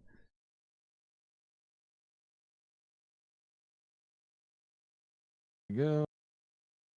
I think that cat game Catizen has finally been making noise about doing their airdrop, which is hell yeah. A long time coming. My cats are level 248 now. I haven't had 300. Them. 301 is my best. Well, but let's see, they said they got like futures markets for their token going live. Oh, that's cool. They got Catty was listed on MEXC. And They made us like initial listing Kati Katizen token on Hashkey. Katizen future trading on KuCoin. Oh. It looks like they're getting like some pretty legitimate listings prior to the token distribution, which is Yeah. a pretty good sign. But yeah, it seems like we're actually, I don't know, they've been talking about doing the airdrop forever, but there's that like it seems like they're actually tokens are starting, futures are existing, but I don't know. Like the future markets cool. come out not that long before the token drops. I'm not super familiar with future markets. I'm excited about just getting airdrop something on Ton again. I've been cooking on that chain for a while. Winterfell says, "What's better to swap or buy? And what's the difference?" Swapping is like automated price based on what's in the pool, and the price is affected by like the volume being swapped. And then the market buy is based on orders, so people have orders on the book that are set with certain amounts that you're buying from, and then as those go away, the price changes. And there isn't a set what is better. What is better is whichever one gets you more tokens for a better price, and that can vary depending on like if the swap is being more actively used or if the limit orders are being more actively used. Because if somebody does like a $1,000 trade through the limit orders, is going to wipe out all of the orders on the book, and then the swap's probably going to have a better price. But same thing goes the other way around. If people put $1,000 at the swap, it might dump the swap price. So there's always here's the version of here's exactly what Liz is talking about with visual aids. This is the swap market. If you're swapping wax into WOOF, for example, so I'll do 10 wax, right? 10 wax right now gets me an amount of WOOF. And the way that this WOOF is sourced, once it actually calculates, will show me right here. I guess the simple way to say, though, he says, what's the difference? The difference is there's another human on the end of your trade through the market that put up a trade, and the swap doesn't have a person with a specific price asking for the swap. Is more like that's exactly it. The difference is the counterpart liquidity for this trade comes from this pool right here right now. So it's coming directly from the liquidity pool versus spot market. Also wax WOOF. If I just come here to buy, market buy, what I'm buying is this limit order. If I say buy, then I'm buying the first order, the highest bid. If I'm selling, I'm buying the highest ask. And so the difference is the counterpart liquidity from a buy is the order book, whereas the counterpart liquidity for a swap is the liquidity pool. That's also, I would say, like the limit orders, market orders are much more similar to how like a centralized exchange works, and then swaps are kind of like the DeFi specialty that only exists in DeFi. And there isn't like a what's better Winterfell. It just depends. Whatever has a better price, and that's like the whole point of DeFi is you have options, and the better option is always whatever gets you a better price, and that could be depending on the market. It could be a market order, or it could be a swap, but you have to check both. Or does Wax on Edge check market orders? So Wax on Edge will check both. So you can see here it checks the Alcor V2, which is the swap market, and the Alcor market, which is the spot market. And if there is tokens like that have more trading liquidity on the spot market, Wax on Edge will bias for those. Like for example, the index token, if you remember Wax Tools, index token is mostly traded on the spot market. So if you were to want to buy, like let's say, like 1,000 wax worth of index token, this is going to do almost, look at that, all of it is going through the spot market. So it's not even using the swap at all. It's literally buying everything from this. But like if I go to 10,000 wax, oops, that's 101. 10,000 wax. Okay, it's still all, okay, 100,000 wax. Hey, there we go. Now 99 is going to go through the actual spot market. So this is filling a limit order. And then there is an amount of it that is going actually through the swap market. So Wax on Edge. I'm not sure that might be something that's actually unique to Wax on Edge. Like, does ODOS or like those other ones? No other router have ever seen routes through a continuous order book market and liquidity like AMA books at the same time. This is really fun. The Winterfell says what's better to swap or buy. The real answer is Wax on Edge if you're on Wax Wax on is Edge. the best option Yeah. because it will automatically figure out. But on other blockchains, you would have to potentially go figure that out. Although I feel like swaps can are do the way more opposite common on than Wax on markets on like Uh, Ether Layer 2 stuff. yeah. Like Generally, swaps are what most, and a lot of like order books are protocols built on top of AMAs, so there's still a liquidity pool. Like when you look at something like GMX, there is a continuous order book, and you can place limit orders, but the underlying liquidity layer is a Uniswap V2 liquidity pool, so like a pool of 0 to infinity. So it's not just the continuous order book that is the market. There's many ways for it to basically be structured, is what I'm saying. But check this out. You can go to markets on Wax on Edge, and you can do the same thing from the spot markets. So, like, for example, if you're going to do, like, a limit order trading on, like, Woofy and Wax, right? Like, let's say I'm here in the limit market on Wax on Edge. It even gives you the option to, if I'm like, okay, I want to buy, market buy. Here it's like best price from swap and from deck, so it's like even on here it gives you the option to like buy it that way, which is really cool. I wouldn't say one way is inherently better than the other. The best way is the cheapest way. Only and swap. They have advantages though. Like if you say buy, there's things you can do with market orders that you cannot do with swaps. So like if you want to buy at a target price, like you want to use a market, but like as far as like spot buying, I feel like they both are equally as good. It just depends on what. If you're buying right now and you want to switch into whatever you want right now, that's kind of like what swaps are. But like spot buying or limit orders are basically like if you will have a price target, you want to wait for like, oh, when this hits this price, then I will. And that's the main reason I think for like using the spot markets is to use the limit order function. So you can be like, oh, I just bought some, for example, like Woofy right now is down to here. If you just go and buy some right now, you're probably on the swap market because that's the best deal. Then immediately set a limit order to sell it like at this price, so that if it rebounds to like halfway up this candle, then you're gonna sell it and lock in your profit. But you can set that limit order right now and then go on vacation and come back next week, and if the price has ever made it to that point while you weren't paying attention, it will still have filled, and you will still have collected your money, even if the price jumped up and then jumped back down. And so for that, I think you'd want to favor limit. But generally, I think the meta in crypto and Web3 is swap market. But for that reason, the market's better sometimes. Cause like there are times when like our planet or like games where people don't understand how the market works, so everybody just dump in the swap, and then you can buy. You could literally just buy it from the market and sell it to the swap, like, and instantly make money with arbitrage because people just didn't understand. That's true. Like people don't have an understanding of how DeFi works. So one isn't inherently better than the other. It just completely depends on what has the best price, and luckily Wax on Edge will tell you what has the best price, so just recommend that. Optic Red Rum is saying, Wax on Edge is definitely what's happening with For the Win? It was super high. Hey-o.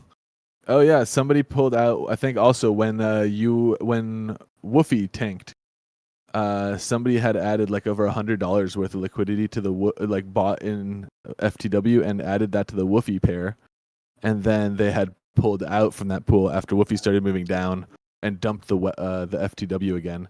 So it took a little drop, and then it's just building back up.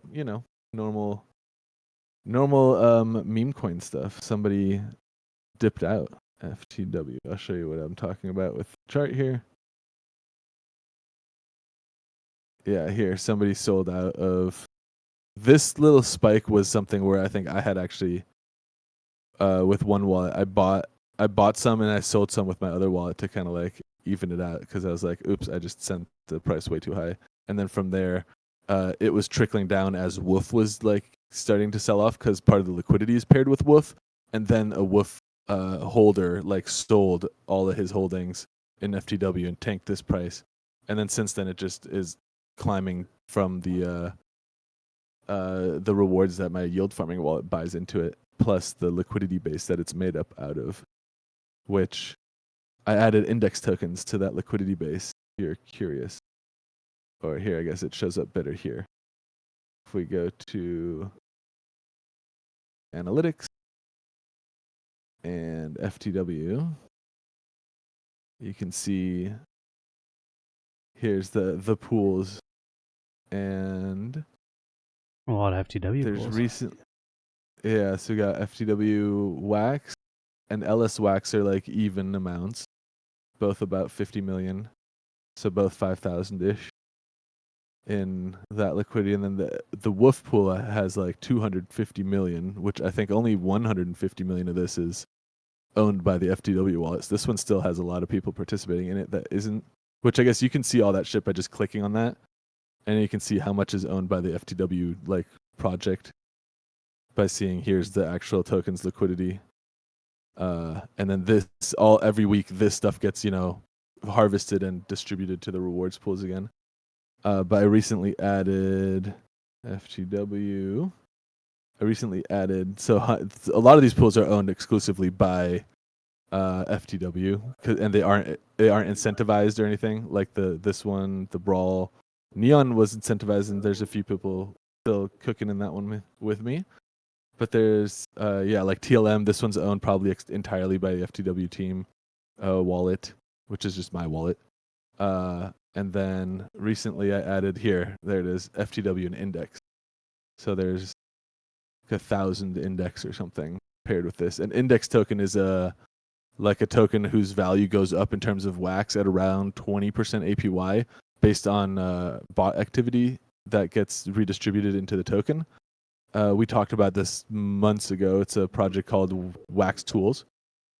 But basically the idea is by adding, a liquidity base, we're like 1,300 here. This is like a decent size position of wax exposure. And as it goes up, it encourages, arbitrage opportunities where people will then buy FTW tokens with wax or LS wax or any of the other assets out there, and then use the FTW tokens to buy the index from this pool and sell that, back into wax as it goes up in terms of wax.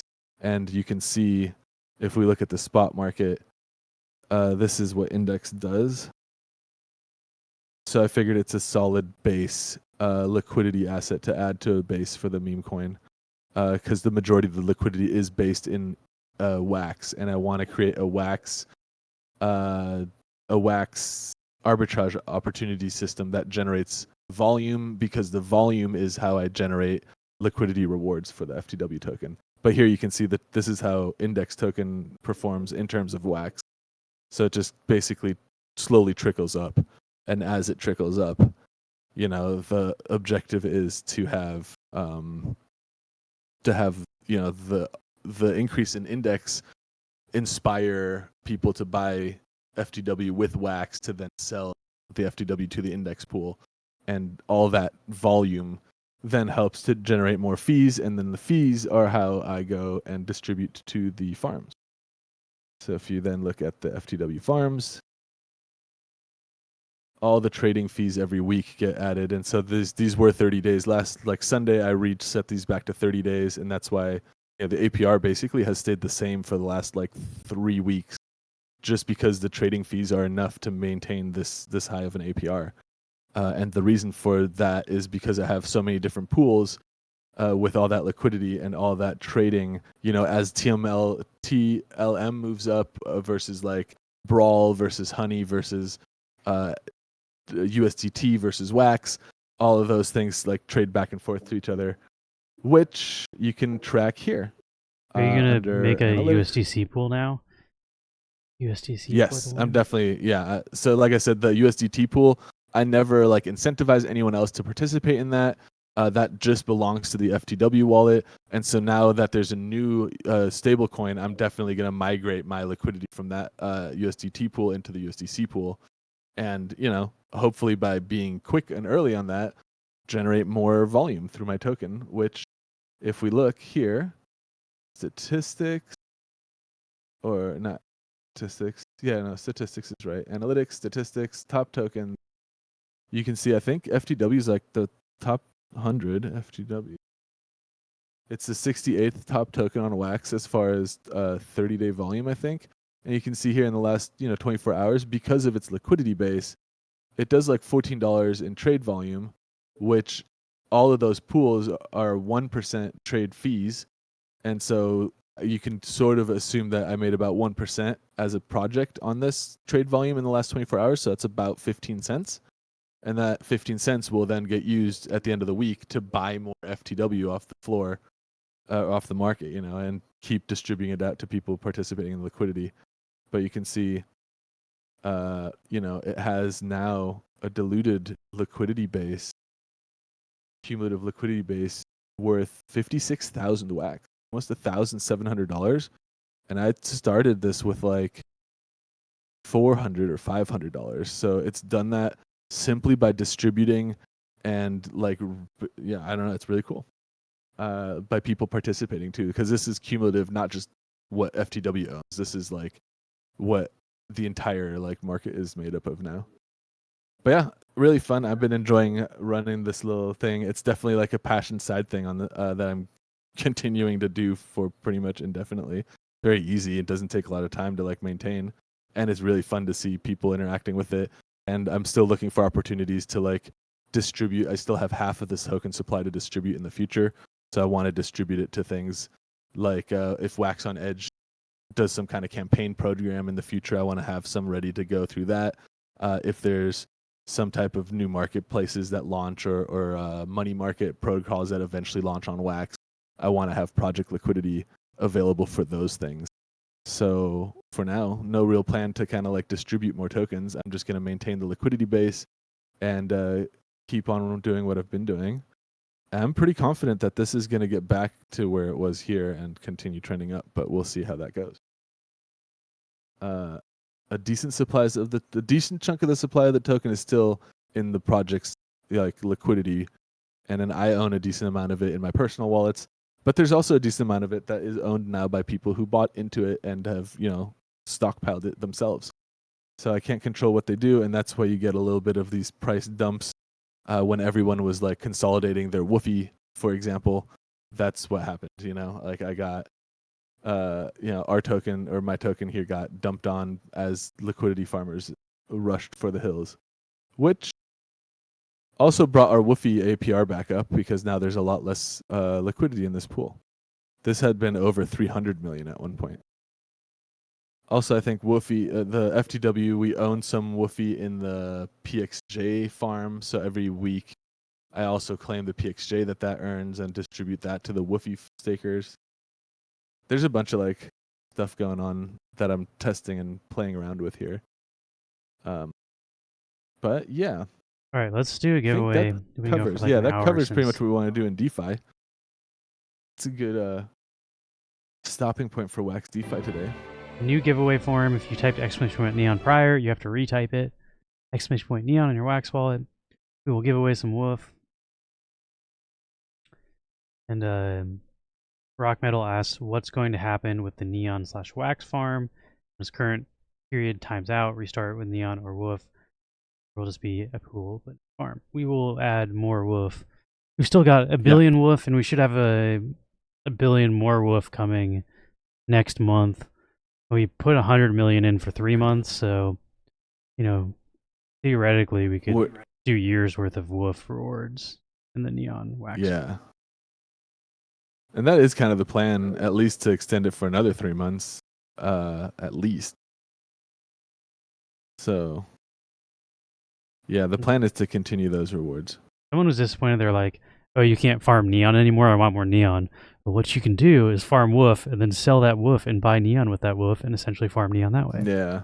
But that way is Yeah. good for the price of Neon because instead of just giving it out for free, people have to buy it to get it. And then we're no longer just putting out Neon because some people are just farming it and then selling it like they do with the woof. So ideally we're not just giving away free Neon constantly because it isn't necessarily good for the price. But if we give away a different token, it doesn't dilute our token. So I like the woof rewards, and I think we'll continue those as long as we have woof to give away. Yeah, you cannot farm Neon. There is no way to farm Neon, which is why there used to be. You have to buy it. We used to do like it used to be the same pool that is now earning Woof. You used to be airdrop Neon like sporadically. I was gonna say weekly, but definitely not weekly. Well, we actually made Neon Farm rewards for a while once we got that sorted through Avril, and Zuler was helping us with that for a while. But yeah, that's true. Yeah, we decided to do Wolf instead of Neon. But again, you can farm Wolf and then sell the Wolf and buy Neon, and then you're essentially farming Neon. But you have to actually, it's a multiple step process. You're not getting dropped the Neon. And I guess the only other way to farm Neon would be you get lucky on airdrops, because we airdrop our holders when we release new artwork.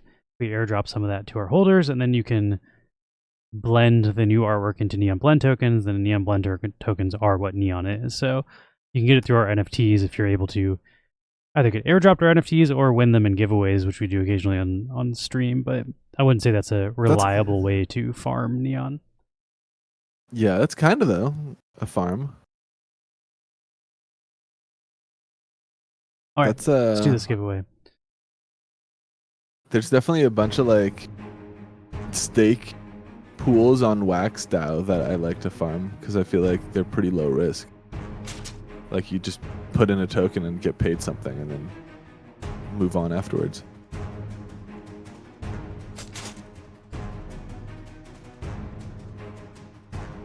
Oh. Ooh, all those backpacks going down.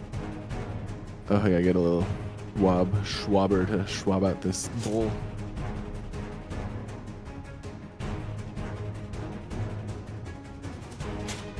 Oh, you just friggin' launched yourself right into the blade. Free Frog Nada, congrats. That is first place for you.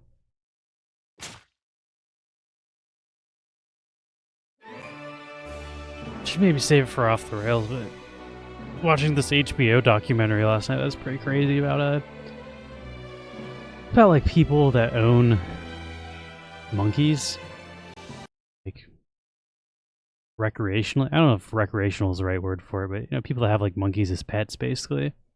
It's kind of like a Tiger King vibe. Oh, chimp crazy, right? Yeah. I don't know. Those people are lunatics. There's people who have like, they get monkeys and then they like let them run around their house, which is dangerous as fuck. And then they like have like family members and close friends like fucking brutalized, like ripping their faces off and shit. And then they're like, yeah, I think I'm gonna get another monkey. It's just like, your fucking like family member just got like mauled by your monkey and you want to buy another one. Like I don't know. People are fucking crazy. Sick. I don't have enough monkeys. The main woman is like a dealer of monkeys. So like the way she affords to like build a sanctuary for her monkeys is she like goes and finds baby monkeys and then sells them to people. And the whole documentary is about like PETA. PETA's not cool with that. PETA's like shouldn't be trafficking monkeys basically. And the way that she treats her monkeys are like against all these codes for like animal cruelty. So they're like trying to get her monkeys from her. And she's like trying to make enough money by selling monkeys to upgrade her sanctuary to be above board. But yeah, it's a pretty wild story. And it like she's the main character and she's got Tiger King vibe. She's a fucking wild person. She's just like her last name is Exotic. She's not as crazy as Joe Exotic. Joe Exotic was like made for fucking Netflix. Like he's such a weird, interesting guy. But she's definitely like, she's crazy in different ways. But yeah, she's the main character. But then they go and like track, I think maybe it's like people she sold to or people like in her network. But they track like a couple other people that own monkeys. And a lot of them end really tragically. Like it's Wasn't there like a chimp ripping a face off story arc in that that Jordan Peele movie with like the aliens? Yeah, what was that one called? Nope, was it? Or oh, I think it was Nope. Yeah, I didn't like that movie very much. That movie's weird. They had that whole chimp story arc. That's what that makes me think of. It's like, didn't we? I might need to have rewatch this in it. Pop culture recently? I feel like I got too high before I watched it. I was like stoned and I was just like, what is going on in this movie? Like it was very That was definitely a weird like side plot line about like the woman had gotten her face ripped off by a chimp. Yeah, I don't know. I don't even know if I can recommend watching it, but it was a interesting view into people that own.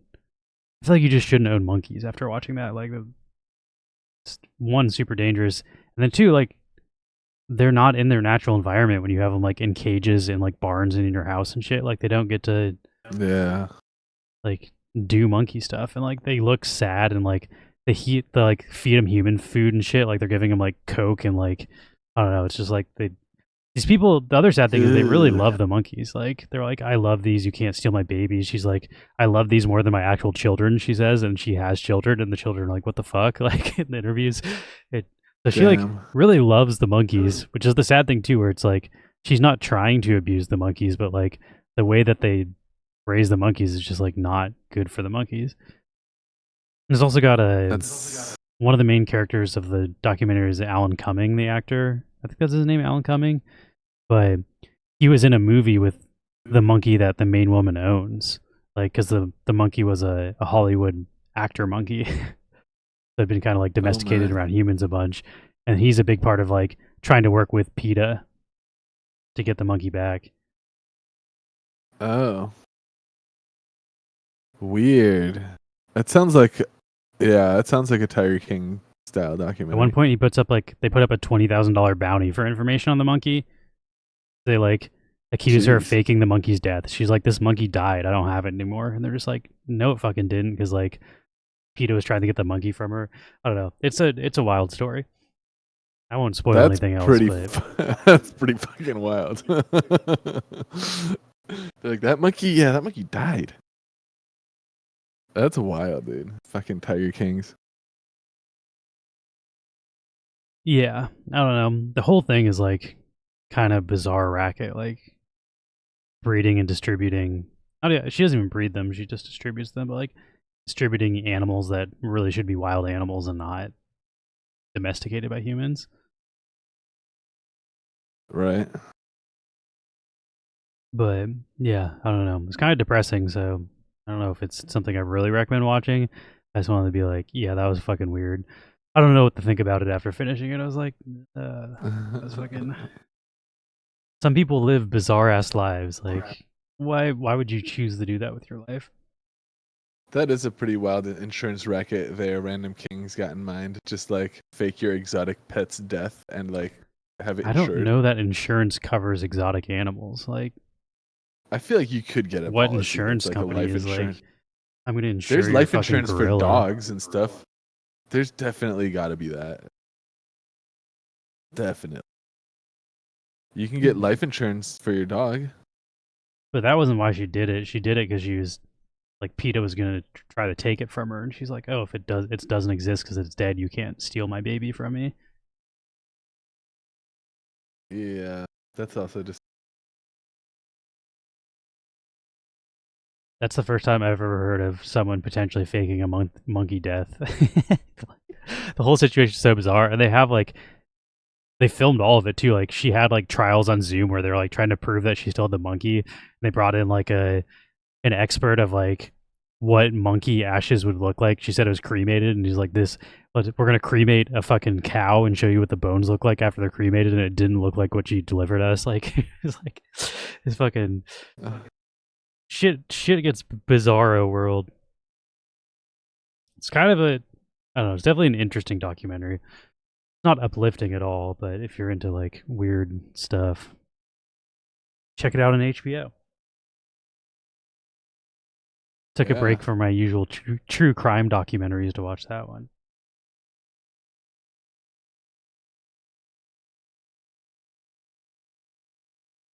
Oh, I can't tell if I have to sneeze or not. I think we're good. I think we're good. Ace Hardware by me used to have monkeys in a small zoo-like enclosure. Plain, boring decorations of natural ones back when I was a little kid. Eventually didn't have them, and nowadays that's not legal in the city, but at the time it's considered totally fine. That's a pretty common thread for like Alan Cumming was saying too, he's like, you can't do a movie now with monkeys in it. Like the movie that he was in with monkeys as actors, it's like that's all CG now. Like the laws have changed a lot for like what you can and can't do with exotic animals. That's good though, right? I mean, yeah, I don't think CG. The CG is should so be. fucking good too. Like monkeys have weren't Andy meant to be Serkis. actors. Like it's not in their nature. Right. Exactly. Just have Andy Serkis come and do it. Definitely an interesting. The whole thing was just bizarre and so beyond what like I would ever do in my life that it was interesting to watch. But yeah, it's like a 4-part documentary and each one's like an hour, so it's like 4 hours if you got HBO. If you got HBO and want to see some weird shit, maybe check it out. I wonder what its rating is. Let's see what Rotten Chimp Tomatoes Crazy. says. Chimp Crazy. It's I an saw animated the series. That's not right. preview. I saw the preview and I was like, "This looks awful," but I'll probably watch it eventually. Got a 95% on Rotten Tomatoes. That's pretty good. That's pretty damn good. Certified fresh is what that is. Former nurse turned exotic animal broker, Tanya Haddock spends her days caring for animals in captivity, referring to herself as the Dolly Parton of chimps. However, her limitless love for one chimpanzee spins into a wild cat and mouse game with authorities and animal rights groups. Through the experiences of Tanya and other chimp moms, Chimp Crazy is a series that reveals the bonds between owners and their highly intelligent great ape pets, as well as the risks to the welfare of the animals themselves. Huh.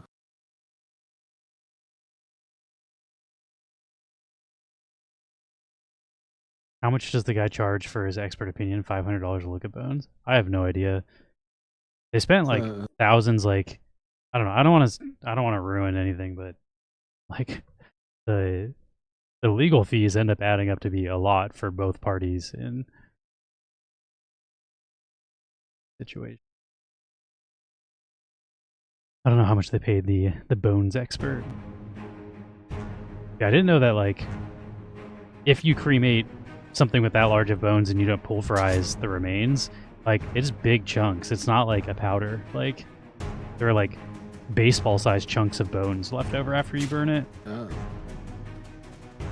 And you have to then you have to put that into a pulverizing machine, and it pulverizes it into a fine dust. But I don't know if humans is the same way. Like they might pulverize the human remains, because I think if you just burn a human, like there's still a bunch of chunks and shit. Like it's not just fine powder that comes from the pulverization. And I guess like she wrote that she got it cremated, but she didn't write about the pulverization process. So like based on what you gave us, like you're either lying about that or like I don't know. They're just trying to find like holes in her story, and there were many of them. It's also crazy how many people in this woman's life turned against her to report her to like PETA and stuff. Like every time she gets fucked over, it's because like someone close to her is just like, but is like I don't know. Kind of shows the problem that people that like actually care about and love you are reporting you for fucking like animal cruelty, and you might actually be being cruel to animals. You might be a redneck. Yeah. Poppin' stock. I do still feel like I'm gonna watch at some point. It's like a train wreck. It was hard to look away. That's why I'm like, I can't say it was like a good uplifting program, but it was like, holy shit. Like, it also gets crazier and crazier because it like starts out just showing like her, but like once it starts getting into like her allegedly faking the death of a chimp, then it's like, okay, this got to lengths that I was not expecting it to get to.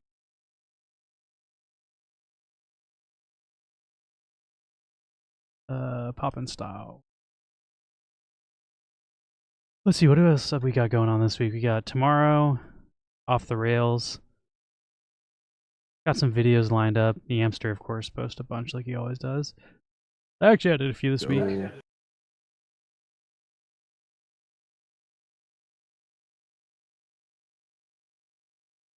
Then Friday, I don't know what we're doing Friday, some sort of gaming. I've been wanting to play Deadlock on stream for a while, so maybe we do that. But also, Neon Heroes is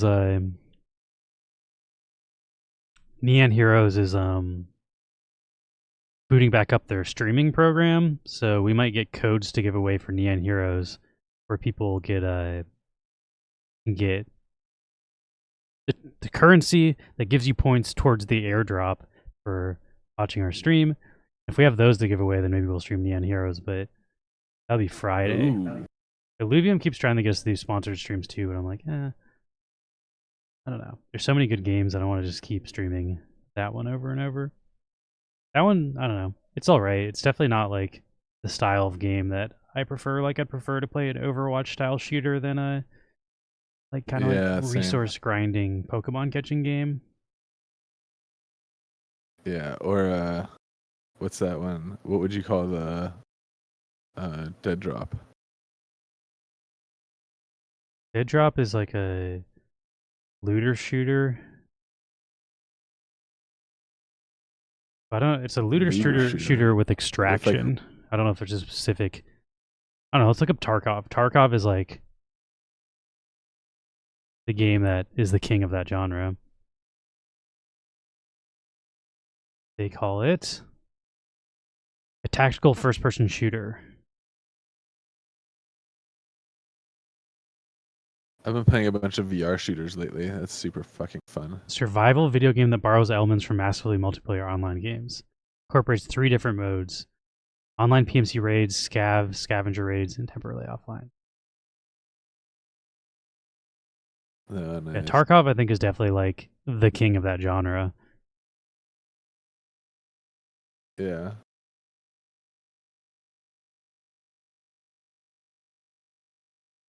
I have like I've been playing a VR game, like shooter game, and there's all these different guns, like heavy machine guns, like sniper rifles and shit, but it's like a bolt action sniper. Even though it's really fucking strong, you take a shot, you have to like pull the bolt up, eject the clip, and then like pull it back forward before you can shoot again.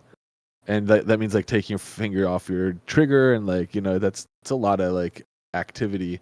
And so what I've been doing is like I got a MAC-10 and just like decked it the fuck out with like a secondary handle, a like little laser sight, and extended mag, and then I can just like MAC-10 people, like pop pop pop. I'll set it to like single fire mode too, rather than like full auto for most shots if I'm at a distance. I'm just like taking people down with the MAC-10 because it has like no recoil at all when you have it decked out the way I do. I'm just like pop pop pop, just fucking people up with that thing. It's super fun. It's a VR shooting game. I'm just like getting like, I was going like 26-2 or something.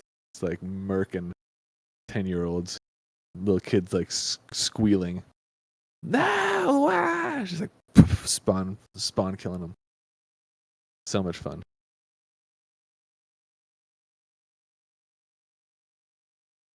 Super Dope said he just started playing Deadlock. Maybe we can try to get Deadlock team going on Friday. Deadlock. Yeah, I'm into that. What's that kind of game called? Deadlock is kind of like a first of its thing, where it's like a MOBA mixed like with a a third-person shooter.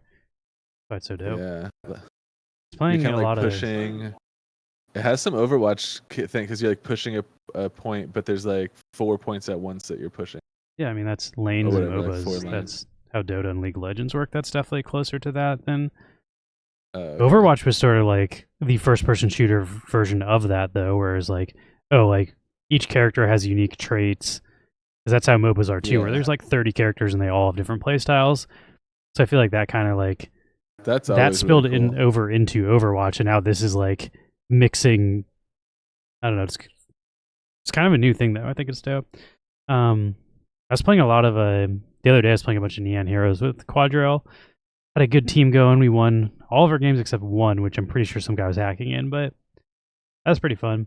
I noticed there's some drama in that server that you invited me to recently. Like a bunch of people quit the server because like they didn't get added. There's like a tournament happening, and they like put together 2 teams for the tournament, and people were like upset with the team they got placed on, and like I was like, man, I joined the server at a weird time, right when a bunch of drama goes down.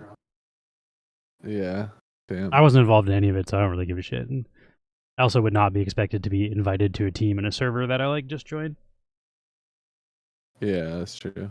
Had they just joined or were they like OGs? I don't know, because I've been in the server like twice. I just like saw a bunch of pings where people are like apologizing for stuff, and then other people rage quitting. Yeah.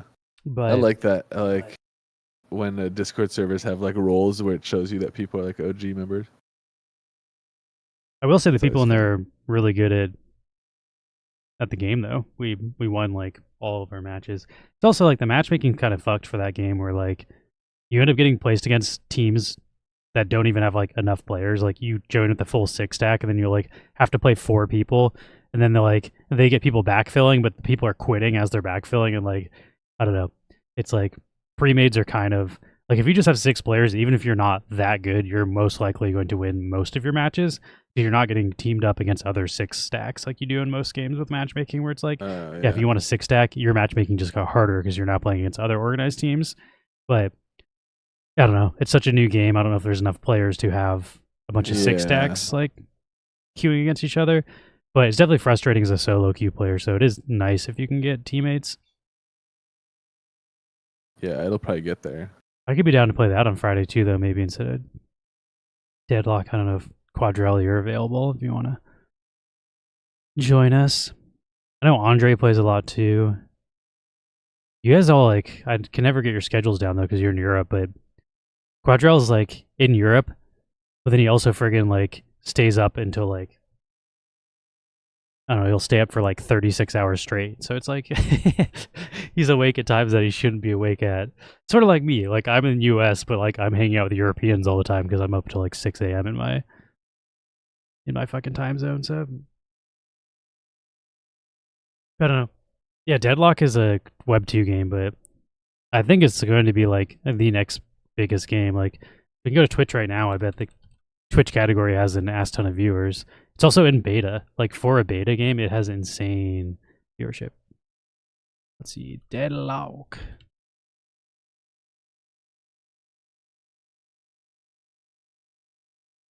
Has 40,000 viewers right now. And it's an upcoming game. It's in early development, but yeah, there's a lot of people that stream this game, and it gets a lot of views. And like League of Legends and Dota are like 2 of the biggest esports games around total.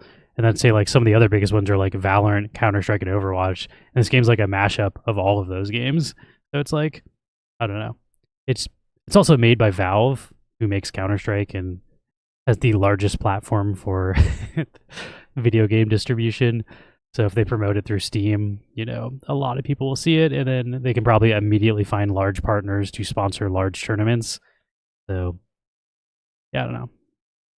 It's sort of like in the perfect position to be like the next massive esports game. And it's actually really fun. Cool. Like, I've been enjoying playing it. I played with Bob the other day. Maybe we can get Bob to join us on stream for the first time in forever. Oh, yeah. Yeah. You want to try it on Friday, Quadrell? I don't know if you're too busy grinding. You guys go so hard on Neon Heroes. You're like, we need to be the top 100 people. So they have to like grind for like 8 to 9 hours at a time to get the wins. It's all about whoever has the most wins for this new season of Neon Heroes. So it's really just like, if you're in a 6 stack, you're going to win almost every single time you queue. So just the more you queue, the higher you go. So it's just like, I don't know. I can't really commit to that right now. It's a lot of Neon. And the game's fun, but like, once you start grinding it like that, like I feel like I get burned out and don't really enjoy the game anymore. But Quadrell's number 39 in the world at the moment. When I was playing with you, you had like 150 wins or something, and I was at like 15 wins. I was like, I've played this for like, 5 or 6 hours in the last couple days, and you have like 15 times the wins I do. Damn, Quadrell, you go fucking sweaty. And the other people in the guild are the same way. And that server that I joined were like, I think like 4 of them were in the top 150 when I was playing with them. And I was like, yeah, I'm fucking ranked like 2,000 right now. I'm scrubby over here.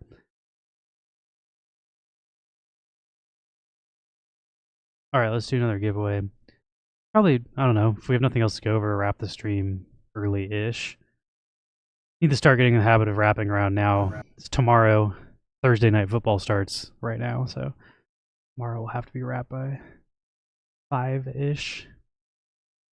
I'm not sure if I have any fantasy players playing tomorrow. I got wrecked in fantasy football last week. It was not a good start for My winning two leagues last year. I'm 0-2 and lost both my first games in both leagues.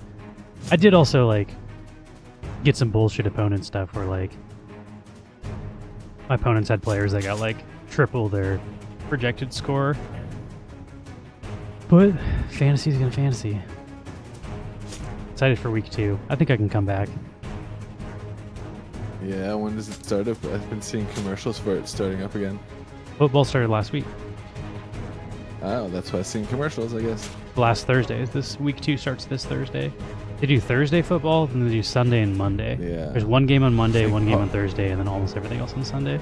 There's one on Friday Paul last was in week one too. of those football commercials too. He's in what? It's one of those football commercials, like starting. I a thought football I might have where, saw like, him, but I wasn't sure because it's like it's a super quick like does he walk in a door? Yeah, he's like walking into. It's just like a quick shot of him. But then he wasn't like there was a shot where all the people that like were hanging out afterwards. I didn't see him in that one, so I was like maybe I was just seeing shit. But I think I saw that commercial. Yeah, that's dope. There's a couple. I think there's one coming out next month that is like the Grubhub one that features him a lot more.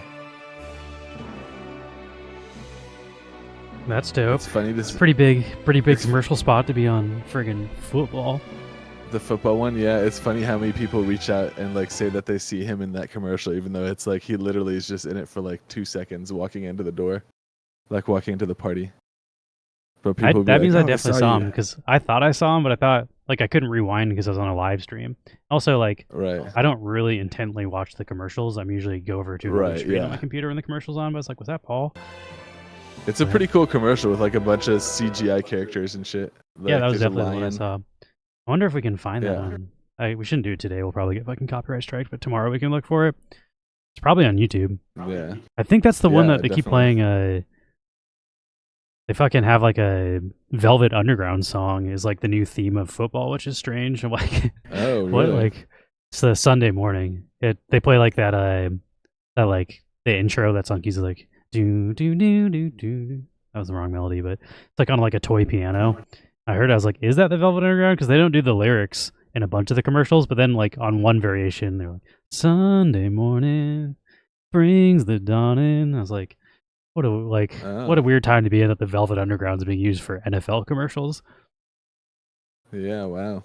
Band known for like singing about doing heroin and fucking like the dark parts of society, and we're a creation of Andy Warhol. Like not a creation, but a curation. Like Andy Warhol paid for the production of their first album and like introduced them to the world. But strange that a weird art rock band is now being used to advertise the NFL. Like the two things couldn't be more polar opposite in my mind as far as like the audience for them. But it is a Yeah. re-recording with like a different singer and stuff too. It's not the Velvet Underground version, but I think that's a part of the same series that Paul was in. Where like it's like the NFL Sunday commercial. I don't even know what exactly. It's just like advertising the Yeah. NFL or like paying for the NFL network or something. I'm not sure exactly what the ad is, but Yeah, it's something like that. how are yous? I'm doing pretty good. Good. I feel like my neck is kind of messed up. I don't know if this new pillow's helping. I got a very strange pillow because I've been having neck pain. And like I feel like I'm just not used to it because I woke up like in a weird position a few times. I'll show it. It's a weird pillow. Yeah, it is. Looks like a fucking like seat. But it's supposed to be like lifts your neck up here and then goes down, so like the curve of your neck is in position.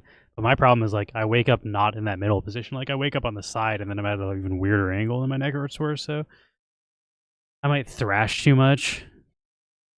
I'm a very like violent sleeper. I don't stay in one place when I sleep. I fucking fight the covers. I have a weighted blanket to hold me down, and it does not. The weighted blanket ends up off me a lot of the time. That thing's pretty heavy. Like I'm freaking a violent sleeper. I'm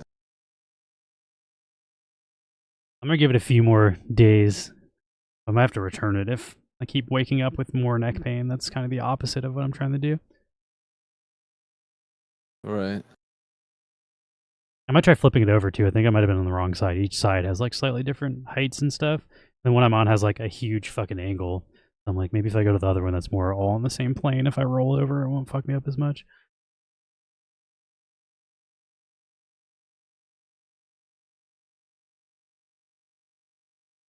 Yeah, we went over a lot today, though. 2 bridges were introduced in the last, like, 24 hours on Wax. Got USDC from Right. Solana. We got Woof going over to Ton Chain. We also looked into that meme token, not meme token, the AI token that may or may not be from the Wax team. I'm also not a huge fan of like Wax not disclosing their being involved in projects. Like Woof has still never been officially said that it's a Wax project, and it's like pretty clearly is. Like you can trace funds from like the treasury. I don't know. There's traces. There's enough traces if you know the right wallets to look at on chain between like official team wallets and it's happening. And then also like bridges existing that only exist for Woof, like coming up through Woof. It's like the team is building the bridges. It's like why would they be building bridges for Woof if they weren't involved with Woof? But yeah, I don't know. Seems like they might be involved with this AI token as well, but I just don't like that there's not like transparency that's like, hey, this is our thing. It seems like they purposely try to obscure it, which is strange to me. I don't like I don't know. I feel like part of decentralization is transparency, and when you're like purposely not being transparent, like that's just strange to me. But it is what it is. Right. And I do think the bridges overall are cool. I like both the updates. I think the USDC thing had to happen because USDT is like going to not exist anymore on EOS, which is where all the stablecoin liquidity was. And I also think, as Max was saying, like Ton is not an ETH layer 2. There's not a lot of like native bridges to Ton. So having like Wax be able to connect Solana, Ton, and Base, those are all 3, and like Wax's EOS, like 4 totally different native protocols. It's not just like jumping from layer 2 to layer 2 to layer 2, which is relatively easy. Actually, it's pretty good utility for Wax as a chain as a whole. So that's pretty cool. I don't know, like... Right? I think it's pretty cool. I'm going to move 100 million over, and I'm going to start a liquidity pool. Yeah, I don't know. I kind of like that, but I also wonder, like, how much of that is going to offboard from Wax more than onboard from the other chains. Like, if I'm being honest, I use the bridges to get out of Wax more than I use them to get into Wax. So I'm like, is this just a way for people to exit Wax easier? Like, is it really going to help Wax as a chain? But we'll see. Wax has been in kind of a weird spot for a while. I think the biggest mistake Wax made was removing the burning of tokens through the marketplaces. Like, if you want to make Wax more deflationary, why would you take away like the best deflationary thing? Especially because Funko was paying those. Like, they're like, if you buy shit through USDC on the Funko marketplace, we're adding to the Wax tokenomics. It's like, you've just been like, okay, well, we're not going to redistribute that through Wax-E. We're just going to burn 100% of it. And that would have been like the absolute best thing Wax could have done for deflationary stuff. Instead, they're like, we're going to make fees that nobody pays because everybody has free CPU for staking on Wax, which I don't know. Yeah. That I think was a bit of a fail. I'm not sure how much has been burnt from those fees. I feel like I don't track that either, but based on the price, it's not deflationary in price. The reason for stopping doing that is they said nobody was participating in Wax-E. Like, it was a super obscure thing, which is true. Like, I had a very large portion of the Wax-E rewards. It actually was very lucrative for me because nobody participated. I was in that shit, yeah. But it wasn't really rewarding the Wax community. And also the whole point was to make liquidity so people could easily move from Ethereum into Wax, and nobody was doing that. So, like, the reason for putting up the liquidity is you could literally buy like hundreds of thousands of dollars worth of Wax-E on that because there's so much liquidity, and it wouldn't do that much slippage. And then you could have moved that into Wax-P, but nobody was doing that. So, like, you know, the idea was to attract Ethereum whales to be able to move money into Wax, but that basically was a failed experiment. So they're like, now we're just rewarding like a group of 100 people all of the Wax DeFi rewards, and then they're like, okay, well, since that's not working, we're just going to take away the thing that was paying into that, which was the market, the tokenomics fee on the markets. But I feel like they should have just pivoted into be like, okay, we're not going to redistribute that. We should just burn it. That's what I would have pitched is, like, since their main issue right now is like, how do we make Wax more deflationary? We need a higher market cap to attract larger IP and stuff. And it's like, I don't know, taking away one of the few things that was burning a lot of wax consistently. It seems like a bad idea for that, but I'm not the one making decisions at Wax. If I were, they would be done differently. Yeah, that didn't really make much sense. But I will say at least they're actively developing stuff. Like, we got 2 new bridges. Yep. Whether or not those will really help Wax long term, it's like they are working on stuff. It's not like they're just completely abandoning the chain. Because I feel like the narrative some people have is like, oh, Wax has given up on Wax. They don't care about it anymore. It's like, I don't think they'd be building all this stuff if they just thought Wax was like, they're done with it. I might not agree with their strategies 100%, but they definitely are still around and working on stuff. That's true.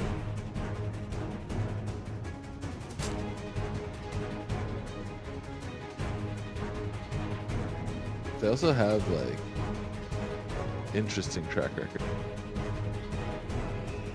Yeah. I would say Wax's track record's bad for developing products. Like, they shouldn't be doing product development, but they're good at like technical stuff. So, like, the bridges and stuff make sense to me, but like if they're making that AI token, that's where I'm like, based on your experience of making stuff, I don't think this is your strong suit. I can read. I went on a rant in our Discord, might as well. It's Wax Wednesday, about my thoughts on the current state of Wax. And they're pretty not in favor of the Wax team, but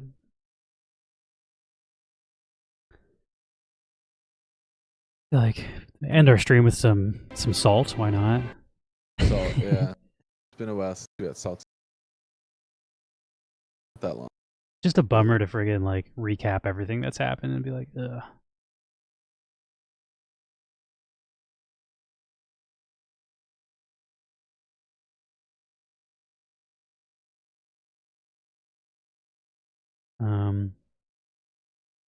I guess this all came from like, we're talking about like how there's scams on other chains too. Like, it's not like Wax is the only chain that has scams and like a bunch of bullshit happening. I talked about how like I'm into NFL Rivals, and like the deeper you get into NFL Rivals, the more bullshit you realize there is, because like there's a whole clan of people that like when they match each other in the ranked events, they drop their rosters so their power goes down, so they no longer have to play people with high power. And they're basically colluding to all get the top scores and like beat out any players that aren't a part of their club. It's very hard unless you spend thousands of dollars to compete now. You basically, it's like if you can't beat them, join them. But that's all happening like under the scenes, and their team doesn't, like the mythical team does nothing to stop that. And they're basically ruining the integrity of the game. But unless you're as active as I am, has been in the community for years and read all the posts on Discords, then you wouldn't know that's happening. Like, if you're just a casual player that downloaded the game and isn't reading the Discord every day, so like part of my argument is like we're super deep into Wax, so we know everything that's happening from like I don't think most people would know that the Wax team's probably behind Wolf, and the Wax team has connections to the Wax 8 Brave Club and stuff, where it's like, I don't know, those aren't easy things to draw unless you're super deep into it.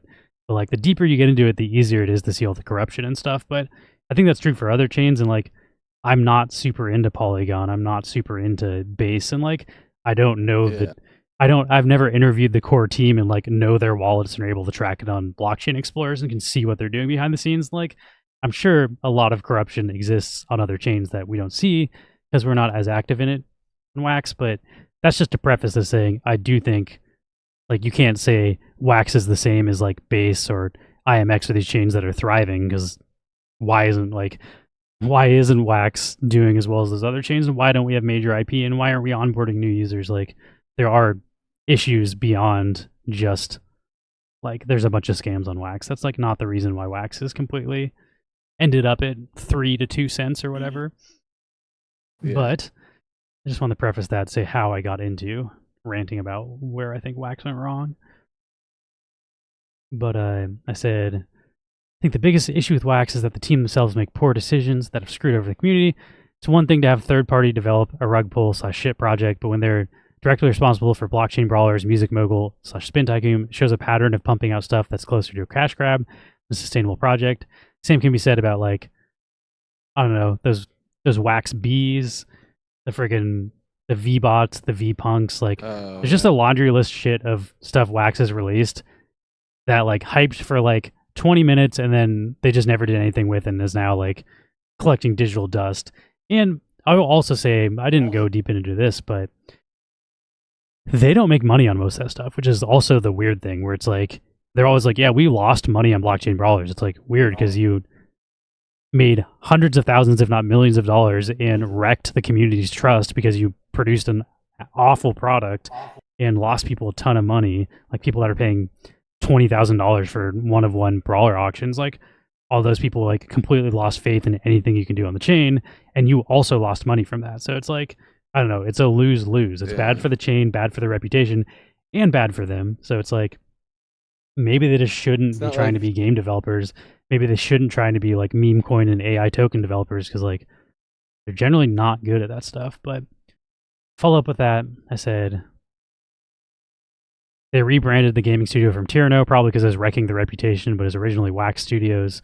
I'm pretty sure you can trace funding of those projects from the Wax treasury controlled by the Wax team, which is true for a lot of these projects that I'm saying are like, you know, people know they're the Wax team kind of that are in the know, but like they won't publicly say that they're involved with this stuff. But like you look up their wallets that get paid out from like the treasury and like pay partner projects and stuff, like they're sending money and or buying tokens from these projects. And then also if you ask about it, you get banned in their discords. If you're like, hey, like this wallet that is the Wax team just bought $10,000 worth of Brawl, like should you guys be buying and pumping your own token? And then they're like, deny accountability and then fucking ban people. But there's been enough stuff that I've seen where I'm like, yeah, I don't know, you can't prove the owner of a decentralized wallet, but like based on where you're sending money back and forth between like official fucking Wax funding wallets, it seems pretty shady. But yeah, can't prove it for sure, but it's like a lot of the stuff is tied. And then like, I don't know, it's just bad look for Wax.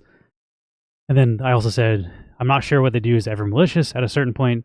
That's what I was saying, where like they say they lose money on all this stuff. So I actually don't think Wax is cash grabbing. Like to call their stuff as a cash grab, they're failing at cash grabbing. They're doing stuff that's similar to cash grabs where they're creating short-term hype and pumping stuff, which hurts the audience and the customers because they buy stuff with the hype prices and then it crashes. So it's like what people do to cash grab, but they somehow manage to lose money on it. So that's why it's like, this is just bad for you, bad for the community. Like it's a lose-lose. You should stop trying to develop stuff with like crypto hype.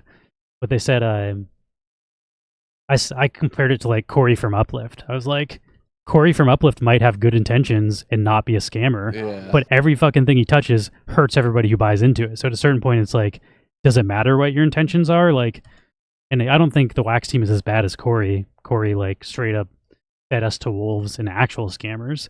And I think like their ideas are probably better than Corey's ideas, but again, like the execution has just been god awful. Like they got fucking the dude from Magic the Gathering to make a game for them. And it's a complete fucking failure. Like, how do you take the guy who's made the most successful trading card game of all time and just like skin it with wrestlers and then make like a shitty war poker game? Like I don't know. Like everything about this was not fell through. Like you're gonna hire the guy from Magic the Gathering, maybe make a trading card game, the thing he's known for, that the audience that likes him will buy into. Like get some guy from the World Series of Poker to endorse your fucking weird gambling game. But I don't know. Just like all sorts of things are just mismanaged and poorly done. But like, and that's the sad thing is like they get so close to executing things that are like good ideas with large IP, like large partnerships, and then it just always doesn't pan out. And it's like, how many times in a row can you do that before it's like, maybe you're the problem, you're not good at running this stuff? And that's sort of where I'm at as far as like the Wax team running stuff. I do think they're good at building tech. Like the bridges and all this stuff works good. The chain has amazing tech. It's just sad to see that like, the other thing is, this is the second part where I'm like, it's fine to like suck at launching stuff if you're onboarding other IP and projects like Hot Wheels, Tops, which is what they used to do very well. And I said, I also think a lot of altcoins are struggling and older coins have a hard time getting traction. So it's not an easy thing to revive Wax to its former glory. But I don't think meme coins and tap clickers is the way, since those all just mostly have short hype periods and then die. And the Wax team has a history of just trying to jump from trend to trend instead of building legit, good, sustainable products. Really, almost everything they've launched has been a massive failure. Their biggest successes were onboarding third-party IP like Tops with Major League Baseball, Garbage Pail Kids, Godzilla, Hot Wheels, etc. They had like Atari, all sorts of major IP, Deadmau5, Weezer, things that brought in people that weren't necessarily just crypto people, and like expanded Wax to be something that wasn't just, like crypto hype. It had like a real community of people that weren't really into crypto. And like Funko does a good job of that, where like there's people coming in from Funko that don't know anything about crypto but are now involved in Wax. I said, but they have pretty openly said they don't consider those to be successful because it didn't make them lots of money. And that's what they're saying. Like, they're like, oh, we didn't make money on MLB. We didn't make money on Topps. So that was a failure. So we're going to pivot into things that we can make money on, which is like blockchain brawlers, all the things that like, they're like, oh, we want to make the money. We want to own the IP and do that. But then they also failed at that. But guess what? Blockchain brawlers didn't onboard thousands of people to Wax like MLB did. So it's like same net result. You lost money, except this time you didn't onboard any money. And the people that you're losing money for are the people already in your ecosystem. So it's like take the people that are already here and then fuck them over rather than bring in new people to the ecosystem and you lose money. So it's like, I don't know which one of those is better. You lose money and the blockchain grows and there's tons of people coming in from the outside, or you lose money and nobody's being onboarded and the people are also losing money that followed you into it. Seems like, I don't know. To me, it's pretty obvious which one is better, but they basically said they don't want to focus on third-party IP because credit card scams and like all the excuses they use that are like, how do you not see that was like the best thing that happened to your chain? And then also onboarded, as I was saying, people that are like not just crypto bros with crypto hype. It was like real people that believed in this stuff. And then they all kind of just got like burned by the projects being launched on Wax that were all complete failures. Yeah. It's a difficult like thing to navigate, but I feel like they had such a superior product for so long. Crazy to see it like get recognized. My summary of that was, so basically their desire to line their own pockets hurt the chain's ability to grow. Like they were more focused on making them money than sustainably growing the chain. And I said that's short-sighted and not something you want to see the core team of a chain do. And also I said like every project they launch being a failure and losing people money and not being able to build a good product is not something you want for the team who's responsible for the chain's future. Like just those things, like being short-sighted, like focusing on short-term games and hype over like building a long-term community and not burning those people over and over and over. It's like not who you want running the chain necessarily. And like, I don't know. Yeah. I think there's serious problems with the leadership of Wax. And like, I was always like, Wax is a centralized chain, but like, seems like what they're doing is like kind of smart and working. And that was back like when they first said they're going to be launching like blockchain brawlers, and they like had Richard Garfield, and they're also like, oh, and we're making our own exchange, and like they had this list of things where it's like, oh, this all seems like it's going to make sense and be good for Wax, but like 90% of that stuff didn't pan out and was a complete failure. So now it's like, I don't know if I trust these guys in the same way I did 2 years ago when I was bullish on the chain. And because it is centralized and there's no way to get new people in leadership positions, it's like these are the people we're stuck with. I don't know if you want these people to be the captain of this boat. Like there's nothing you can really do to fix it. And then the last thing I said, because this also all stemmed from being like, Burst of Energy was basically saying like, why would, in Jolly too, or like Max bought into the Wax Ape Rave Club thing, and being like, why would you support these people? Are basically like scammers running the blockchain and you're supporting it. I was like, and I said for that, I was like, I don't think engaging in stuff like Wolf and WARC is the worst thing in the world. There's hardly anything exciting on Wax, but it's definitely a big symptom of a bigger problem. It just highlights the trend of jumping on stuff that's hyped without a real plan for long-term value that has hurt Wax and its users in the past. But I said 99% of crypto is people just trying to ride hype and dump on other people to make gains. So if you want to do that on Wax, like, I don't know. That's why like most people are into crypto, is to try to make money faster than you can in traditional investments. And you generally do that by buying into shit and then selling it to other people buying into it. So like following the hype and selling it is like, that happens on every blockchain. That's not just a Wax thing. And I don't think because you want to participate in things that have hype on Wax, like that makes you a bad person. Like that's what most people are here for, if we're being honest. Most people aren't investing in the technology and like have faith in everything long term. Like a lot of people are just like short term, bottom line, I want to make money quick. And projects like Woof did that for people, and projects like WARC, they were profitable. And while I don't think they're good long term, like because you're able to see the short term value and you're able to profit on it, I don't think that makes you a bad person for like wanting to engage it. That and like what else is happening on Wax. Like if you use Wax, that was my main thing. It's like it was like 20 cents and it was happening, and I was online when it was happening, and I was like, oh, this is fun. And I buy stupid shit like that all the time. But I also agree, like supporting a project that like is bad for the ecosystem makes it like great. But I do think I don't know whether we care or not by Wolf or WRC, like it's gonna happen anyway. Like you want to be able to ride all of that hype, then I don't think it's like the worst thing in the world. Yeah, the Wolf stuff for sure. I feel like I'm totally on board with. And then like, participate in that. My like last word was just sad because Wax at one point was garnering community interest in collecting gaming stuff beyond Crypto Bro gains hype, and seemed to have pivoted into only trying to appeal to degens and ROI farmers. And when you have a market cap as low as Wax, I don't think that's the best strategy, because those people will just go where the money is, and clearly the money is not on Wax. So like trying to only focus on things that are like Crypto Bro quick money hype, it's like, you can do the same thing on Base, Solana, and make way more money. So if those are the people you're trying to attract, why would they come to Wax over all these other chains?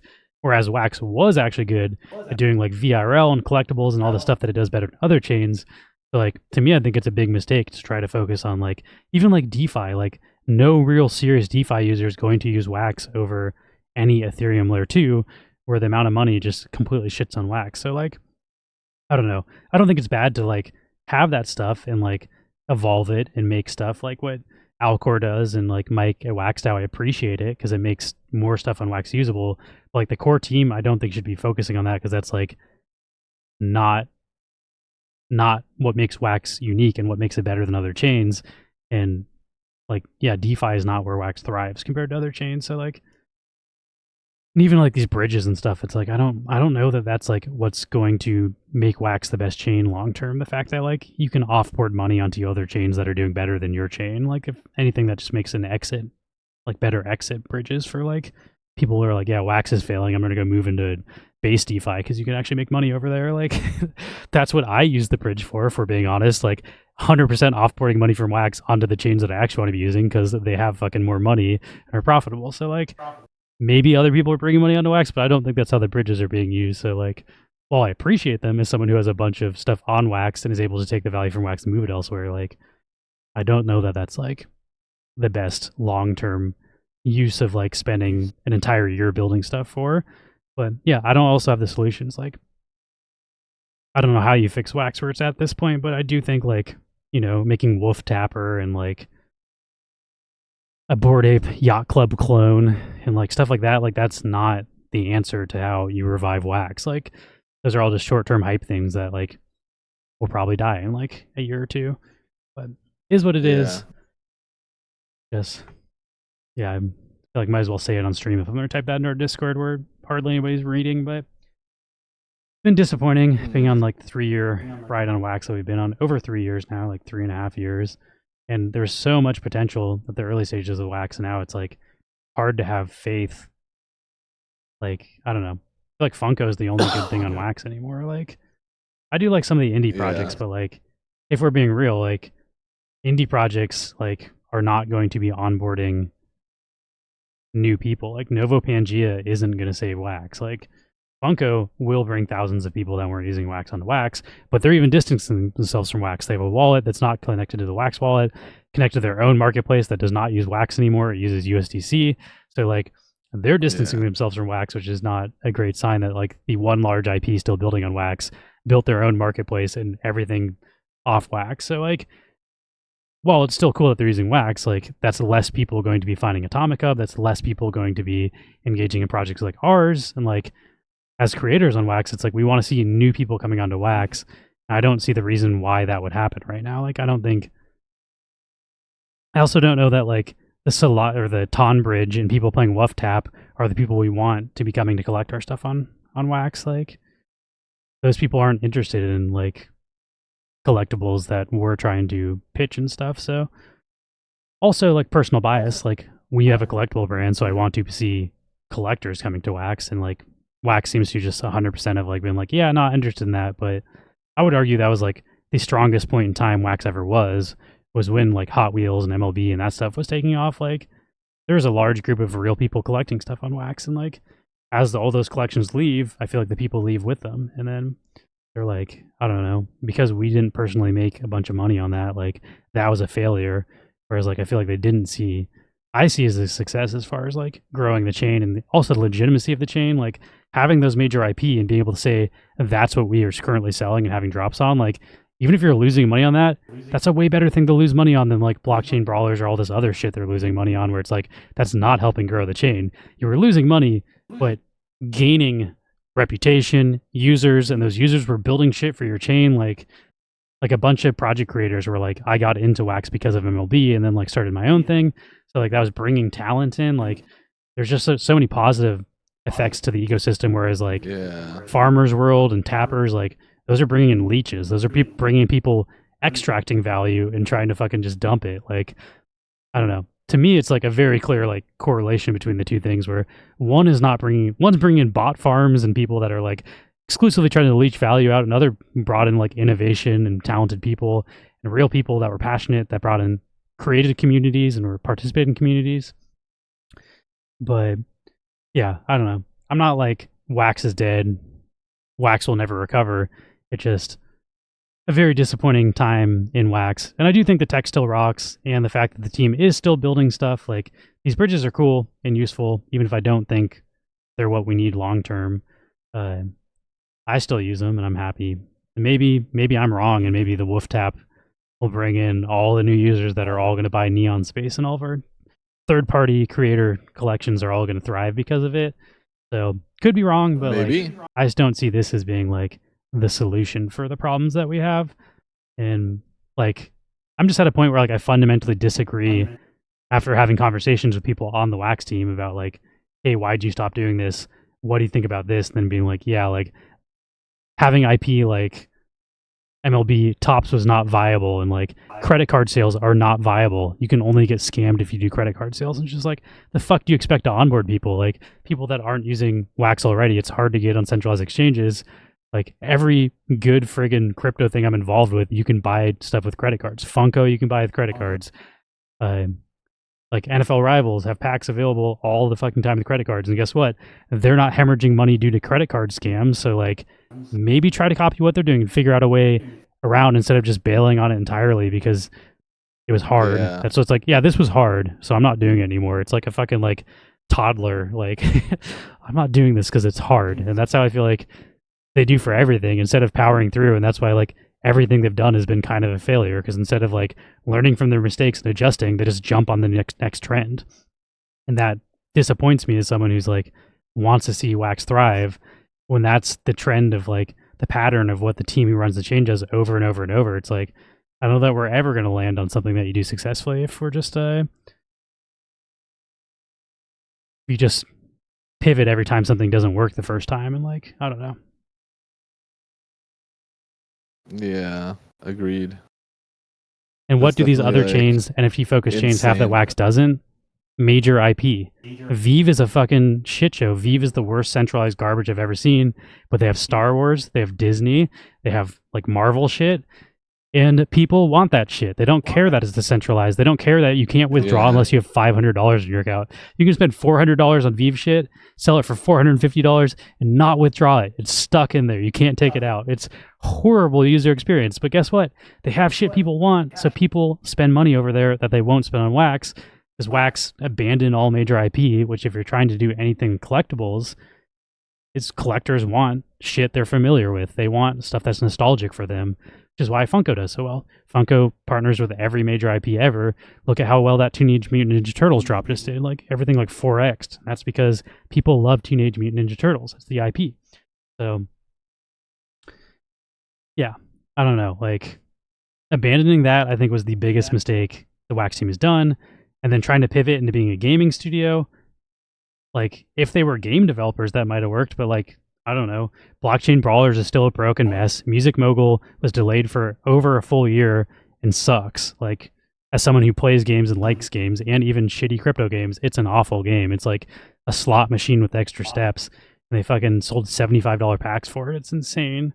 I regret buying into that. It was not a good thing. And then the next thing they're coming out with Spin Tycoon, I played the fucking alpha for, and it's also awful. It's like you guys either stop developing games, like hire real game developers. That's the other thing. It's like, I don't know. Yeah. Spend the same amount of money to just buy games from like successful like game developers that just ran out of funds. Like or games that have like that are fun already. Just buy them off of and revive them and make them Web3 games. That'll do better than trying to make your own games. Same BuzzKing. I said I did Spin Tycoon beta for like 5 minutes and said like that's enough. Same. Like I played it for like a day and it's just like, oh, this is awful. Like I don't know. And if you look at like the other people developing games on Wax, even like blockchain producers like WeCan, clearly not a game developer. Like Our Planet, super poorly designed. And I like RotaQuest better. I feel like RotaQuest isn't like I feel like they've had better intentions and like not screw people over as much, but still like kind of poorly designed game that took them like years to put out something that like nobody would ever buy on Steam or even download for free if there wasn't crypto attached to it. So like I don't know. Like Wax as a gaming chain failed because there are no real game developers, or not like I don't know. There are some real game developers, but even that, like like Stratton Studios, Josh made like Costume Clash. That game is worse than free racing games you can get on Steam. Like I don't know. Like yes, he's developed some real games, but they're pretty like low. Yeah, very indie.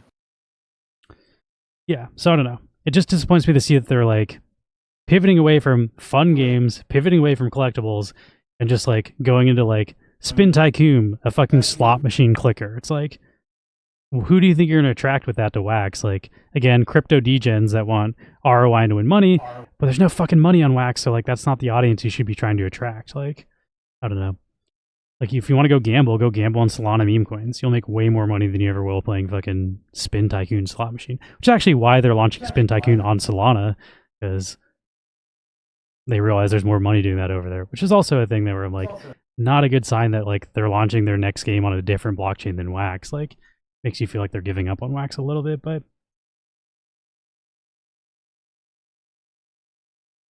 I mean, they would, Neon Space, just be able to tell and review that's bad and then request money back even if it's free. I'm not sure exactly what that was in reference to,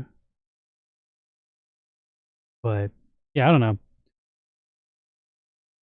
Wax has been disappointing. I don't think it's 100% the Wax team's fault, but I do think the decisions they've made have been pretty poor. And like, now that we've been here long enough, we can see a pattern of poor decisions that make me concerned with like their ability to lead the chain back to something that it ever once was. Like, I don't know. I like Lucas. I think Lucas has good ideas, but again, he's like the tech guy. They need someone that's in charge of like marketing and like strategy. Big picture strategy is what they're lacking. Like, they kind of just are like, meme coins are big now, like let's do that. Or like clickers or tappers are big now, let's do that. But it's like jumping on every trend 6 months after it's popular is not the way to like I don't know, you're getting the scraps of what other people are doing. You're not like, I don't know.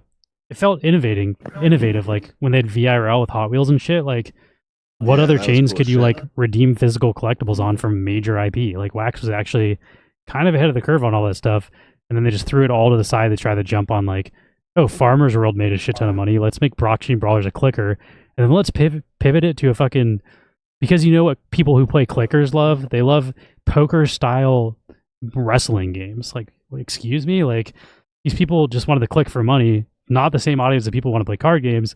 And also, people who like wrestling aren't the same people who like poker. So like, all of that made no fucking sense. It was like, whose idea was it to like skin a poker game with wrestling skins and attach it to a 6-month clicking farm to earn game? Like, of course there's no audience for that. Like, who would be the audience for that? It makes no sense. And that's like anybody who had any skill in marketing games could have told you that, but like, I don't know.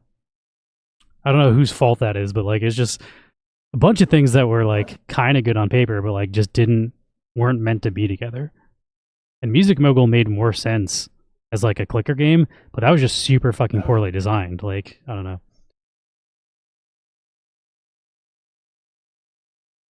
How does Wax attract these IPs to join Wax Chain? Who would be tasked to do the job? And that's the problem. People whose job that was said that's not worth their time because it's not profitable. And like Funko, the best thing that's happened to Wax in the last couple of years was not onboarded by the Wax team.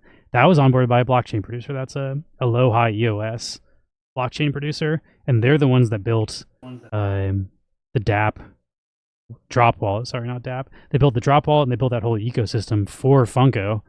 So like maybe it should be the blockchain producer's job. Maybe it should be like, hey, like stop building useless shit nobody in the Wax community needs. And if you want to be a blockchain producer, onboard 5 fucking IP in the next 6 months. Like maybe that should be set by the OIG, and that's got to be changed somewhere in the governance. But as users, we don't really have any say over that, because the OIG is elected by the blockchain producers, and the blockchain producers are like, hey, elect me, I'm going to force the blockchain producers to do work they don't want to do, they're not going to vote for that candidate. So like, it's kind of like a weird closed system where like the users don't actually have any say, and it's kind of like, I don't know. It's weird, like there's so many arguments how they're like, it's like, yeah, those people should be the ones that choose like who judge the blockchain producers. They're the ones being judged, but it's like, you don't see like a problem with that, with like, I don't know, like the people that like, it's like if politicians were like, my cabinet members elect me. It's like, yeah, of course the people who are like, I'll give you this, this, and this, and all the shit you want are going to be the ones that vote for me. And like, nothing's going to ever change with that system. So the governance is kind of broken in that sense, but you can also vote like new leaders in Wax. Like the Wax team has 100% control of the treasury. They have 100% control over what's funded through Wax Labs. The OIG and the OIG can like advise them, but the OIG can be like, hey, don't fund this. This is bullshit. And they can fund it anyway. They don't have to listen to the advisors. So like, it's really like both systems are closed. You can't control what Wax does with their funding, which I don't know. If I was in control of that funding, I would be like, hey, we will pay to build you your shit. Like, do you want to sell stuff on Wax? We'll pay 100,000 Wax to build you like a drop wallet. Like we'll build you a wallet, and we'll build you like a drop page, and we'll build you like all your own shit. Or like, hey, we will pay to hire developers to do the integration from your Web 2 game into Web 3 and let you sell stuff on our chain. But like, use that money to onboard people instead of being like, I don't know, we're going to fund our own projects that are like weird meme coins, clickers, and like all the shit that I don't think is really going to help Wax long term. Which, again, if you trace some of the wallet from the treasury, like seems to be doing some sort of market manipulation to pump the tokens of these projects like Wolf and Brawl and stuff. They'll claim they don't and ban you if you accuse them of that in their Discord, but like pretty damning evidence has been showed to me. And it's like, that's what you're using, or like they were using money to buy one-of-one profile picture drops, like winning the lottery. If you get the top ranked thing, I'll buy your shit for 100,000 Wax. It's like, why don't you use that money to fucking pay developers to build shit? Like, I don't know. Yeah. There's a huge mismanagement of the funds, and that's 100% controlled by the Wax team, and nothing we can do can stop them from doing whatever they want with that money. And some of the stuff they do is like better than others, but I don't know, like there's no real way to change that without them just deciding that they want to change their ways. But it's a very like they claim to be decentralized, but very little about Wax is actually decentralized. Maybe that'll be the end of this rant. We got into 40 minutes of salt. Got that salt burn. That salt in. Yeah, I don't know.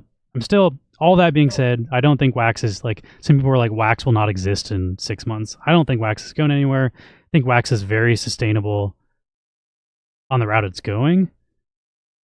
And it is on a path down still, sustaining that path. And my like recommendation to people for Wax, which has actually been my recommendation for maybe the last year, is don't expect to find an audience for your project on Wax. Find your audience elsewhere and use Wax as the backend. Wax is a great backend, which is what Funko's doing. Funko is distancing themselves. Their drops are through their own thing. They have their own wallet. They don't make you sign up for the Wax wallet. They don't link their shit to Atomic Hub anymore. They're like, buy our shit through our marketplace, through our wallet, through our drop interface. And Wax is just the backend, which I think Wax is great for. And I think that's how you should approach Wax if you're a creator on Wax. Like, I'm not finding my customers, my community through Wax. I'll find them elsewhere, and then just like, I don't know, go to Comic-Con, find people that like your shit and be like, here's a free QR code, scan this, you get a free wallet and a free NFT, and you don't need to know how necessarily like the Wax shit works or like be on a part of like Yeah. Wax, which is sad that like my recommendation is like distance yourself from Wax but use it in the background. But I think people expecting to like launch a new project and raise enough money to be a sustainable project while only going through the Wax community, like that's every business we've seen that's done that has failed. Like look at all the failed projects on Wax that tried to just exclusively market to people on Wax and build games, build collectible projects. Like it's not sustainable. It doesn't work. And maybe it could have worked if Wax continued to onboard people interested in that stuff, but like the onboard slowed down because like Wax decided not to partner with IP and to build their own shit that ended up fucking people over. So I agree with BuzzKing. Wax needs to do better, and I think they can. And I don't think it's totally like, I don't know. I'm not super worried about like the chain dying or like my project dying and like all the work we've done just being gone forever. Like I think it'll be around, and also worst case scenario, all these bridges mean we can bridge all of our Neon Space NFTs off of Wax if Wax is ever actually going to fucking completely sink. But yeah, we don't plan on moving Neon Space or our stuff anytime soon. We still think the user experience is pretty great on Wax. It's hard to run a company on Wax, and it's like everyone's struggling. Everybody besides Funko. Funko's doing well, but I think like literally everybody else that's been on Wax for like 2 or 3 years is just like, yeah, we're the bottom of the barrel. We've scraped out all of our stuff. Even if you make a really cool product and you release on Wax, like you're not going to make a lot of money. But yeah, I don't know. Is what it is. Rock Metal says if you don't care about making money and just care about doing stuff, Wax is hella good at the moment. I couldn't afford to be actively involved in 10 plus different projects all at once anywhere else. It also means the peeps running the projects and putting work in are closer to running passion projects than a business. I think that's saying it perfectly. Yeah. Honestly, that's Exactly. what Neon Space is at this point. We haven't been paid by Neon Space in like a year and a half. We work, 10, 15 hours a week on streaming and Neon Space stuff, and we don't get paid for it. It's all volunteer work at this point. And also, eventually, I would like to get paid for all the work we do and the cool shit we make. So, like, for us, it's exploring options outside of Wax. But we also like, I'm safe saying our profile picture thing was an absolute mistake, and we should have never tried to do that. It's been the worst thing we've done for Neon Space. Our profile picture project was supposed to release in October of 2023. It is now September of 2024. 11 months have gone by since our drop date. And because of that, we haven't done anything else, like no other drops, nothing else that could earn us money. So a lot of that's our own fucking fault. I'm not going to blame Wax for that, but yeah, Neon Space has been rough for us as far as like trying to make money, and we can't really evolve to the next stage of making physical stuff until we fucking finish the profile picture shit. So like we've just been on pause, not able to make money for 11 months. So that's kind of sucked. But we still appreciate everybody that supports us and all the Twitch subs and stuff. That does help us. We don't pay ourselves with it, but we have to pay monthly website fees. We have to pay to host our shit on a like all the files uploaded for our videos for our NFTs are hosted to Pinata. That's like $30 a month. Our website's like $30 a month. So like we have costs that cost us like $150 a month. So people that do support us and subscribe and stuff, like we appreciate the support. But as far as our personal finances go, it does not help us at all because all of that money just goes back into sustaining what we have already built, and we don't make any money. So it's been rough for us, and it's easy to be salty about Wax because if Wax was thriving, we'd be able to sell more shit on Wax and wouldn't have to worry about like, okay, now how do we find customers that aren't on Wax? Because Wax has failed so fucking hard, we can't find new customers here. Scared all the customers away. We got to find people willing to buy our shit elsewhere, and that's not a super easy pivot when all we've ever done is sell NFTs on Wax. So like, how do you go from being a digital collectible salesperson to selling physical collectibles to people who have no idea who you are? And that's a daunting task, and also takes money that we don't have, which is why we're working on the profile picture thing to raise money to start doing physicals. But it's just that's taken like a year longer than we expected. Yeah. But know that some of my salt comes from that and not 100% Wax team's fault. Although I do think they've made some serious mistakes. Like, we could also be doing better. We've made mistakes too. Our mistakes just don't ripple and fuck over an entire chain when we make them. So it's okay to make mistakes. It's just Yeah. You don't necessarily want the team running the entire chain to be consistently making mistakes and then also not really learning from those mistakes, which is the thing that worries me about the Wax team. It's like, how many times have we failed chasing hype, and then why are we still doing that, expecting it to work for the 7th time when it didn't work the first 6 times? Yeah, that's also concerning. I don't like Solana. Or like, people said you would follow us to other chains. If we were to bridge to another chain, it would. I mean, I can't speak 100% for Max, but I don't like Solana. I think it's shitty technology. I think like Polygon would be the chain that makes the most sense. Like Polygon is cheap gas fees and has a lot of infrastructure and also huge IP for collectibles and stuff. Like Polygon makes way more sense than Solana. You're alongside which is like you're alongside like Disney if you're on Polygon and stuff. Yeah. I don't know. Also like I agree. IMX, I like just Base. Like there's so many chains over Solana that I would rather be on. But Base doesn't really have like the collectible. Polygon actually has a legit like collector community stuff. But again, like I don't know that like you should be trying to only find people that are interested in like crypto shit. Like I think you need to go find the reason those things are successful on Polygon is because they have like reach outside of crypto. Like people like Disney shit, so they're like willing to get into it. So I feel like we as a brand need to figure out how to get people interested in our project that aren't only interested in digital collectibles, because I think the digital collectible, like only advertising to those people is a very small market. It's very niche to actually be into only digital collectibles. Like the physical collectible market is so much larger. There's also way more competition, but I do think it's like seeing someone like Valor and Vellum and Sune, like he pretty much makes a full-time living now selling stuff at conventions and is a full-time artist making stuff and found a community through that. And then she's able to bring those people into Wax and is doing what I want to do, where it's like, yeah, I'm not finding my customers on Wax. I'm finding them at conventions and then being like, hey, also check out this side of my digital collection. And just a cool bonus thing for those people. So I feel like if you are making collectibles, that's a way better route and a more realistic route to actually building a business and not a passion project. But yeah, we've definitely been struggling transitioning. Like we shut down our sticker sales recently because we were losing money on that too. Which we're also thankful for everybody bought the stickers, but we're basically like at best breaking even, but mostly losing money because we weren't doing them consistent enough.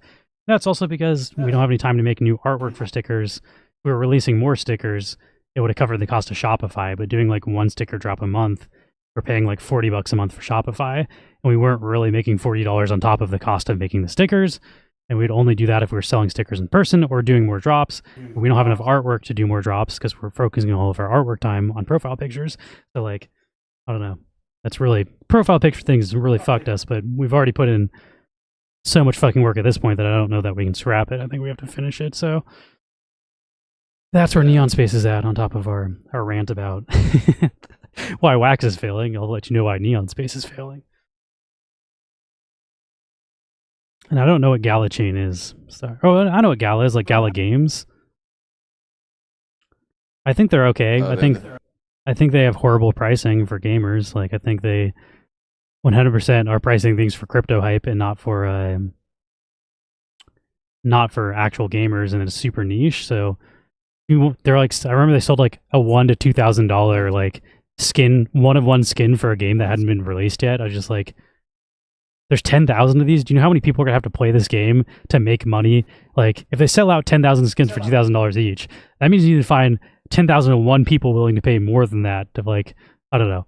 It's a crazy like starting point for price for a game. It's like Counter-Strike has some skins that are worth like $10,000 to $40,000 or whatever, but it's like probably less than 10,000, and that game's been going for 15 years and has hundreds of thousands of concurrent players. So it's like you're expecting to start at that price. Like that's insane crypto bro hype shit, and it's not sustainable. You're never going to get the gaming community on board with that. You're never going to make money from that unless you sell early and just cash in on the hype. But if you actually believe in shit for like long-term sustainability, the way they price stuff over a Gala is absurd and never going to onboard the Web 2 audience. And the only way you're going to make money on your stuff is if you're able to onboard people outside of the small community buying into it originally. And that's if you're viewing it as investment. I don't know. They do have some okay games. Like we played that it was on like Epic Games. I think it was called Brit. It was like a cowboy game. A Western game that's like Fortnite, and it was okay. Like it's better than anything on Wax, but like is it worth buying a $2,000 skin for? absolutely not. That's an insane pricing for a game that probably has a player base of under 1,000 people. And that's the other thing about Web3 games is like, even when that shit's selling out 10K, almost no Web3 games have 10K concurrent players. So you're just hoping that more people are going to come and want to buy it from you. But that's like kind of a crazy gamble since most of the games fail. But I do think, I don't know, if those people price shit, like if I can buy a game for 20 or 40 bucks, I'm willing to pay that. Like if I can get a skin or a battle pass and just grind my way and get some NFTs for that, I think that's awesome. And like, depending on what you are, if you're a mobile game, the buy-in price should be like 10 bucks, I think. If you're a PC game, I think you can get away with like 20 to 40 bucks. And if you somehow actually have an amazing AAA level quality title, which does not exist in the Web3 space, maybe 60, 70 bucks. But like anything above that, and you're being greedy and you're like ripping off Web3 bros and you're no longer like making a game for gamers. Yeah, big time's also crazy. The thing I'll say about big time though is you can play for free. Like I sold like hundreds of dollars worth of crates that I unlocked for free. I never paid for anything for big time. So as long as there's an option to play for free, I guess at that point I'm a little more okay with you charging a lot of money for people that are willing to speculate on it. But I think buying into that shit is stupid. I think spending like $400 for digital land on a game is just outrageous. And you might be able to make your money back, but like out of principle, I just don't participate in that stuff anymore. So like, yeah, I'm just out whenever someone's like, yeah, you need $300 to buy some shit for this game. I'm like, I paid $70 for Diablo 4, and that game is like incredibly voice acted with good dialogue, good music, good story, like super well fleshed out, amazing game. I'm not going to pay more than that for some like janky ass Web3 game that people are just trying to farm tokens out of. What is SEI?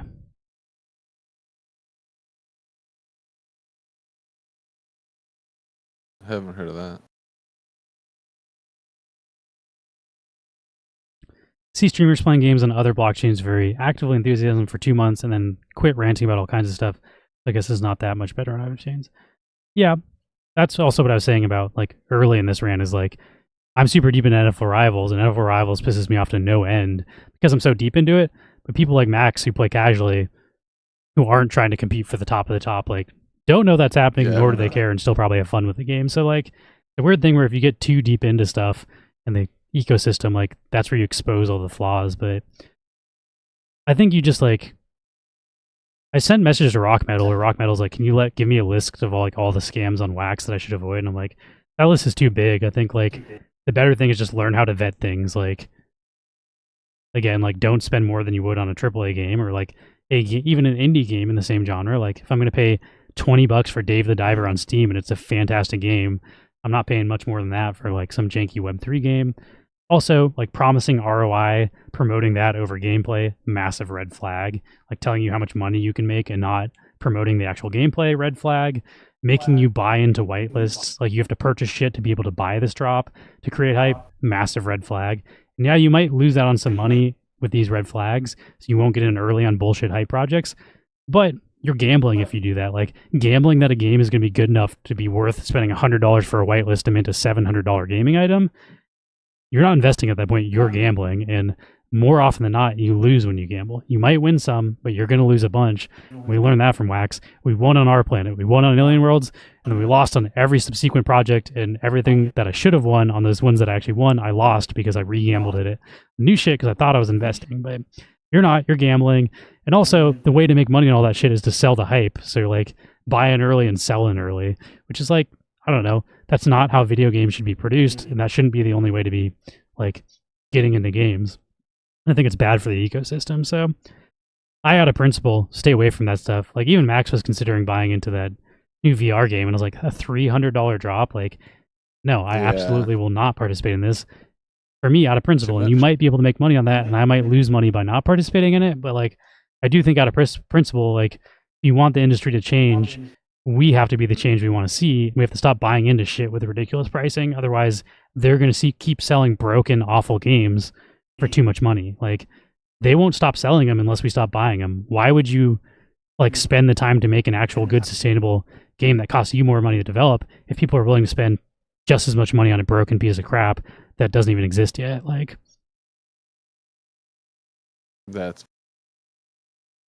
That's a problem in like the AAA gaming industry too. Like people are pre-ordering games that come out broken and take 6 months to patch them, but Yeah. they're selling as many copies as if they had a fully released game. So it's like, why not release a broken game and then fix it?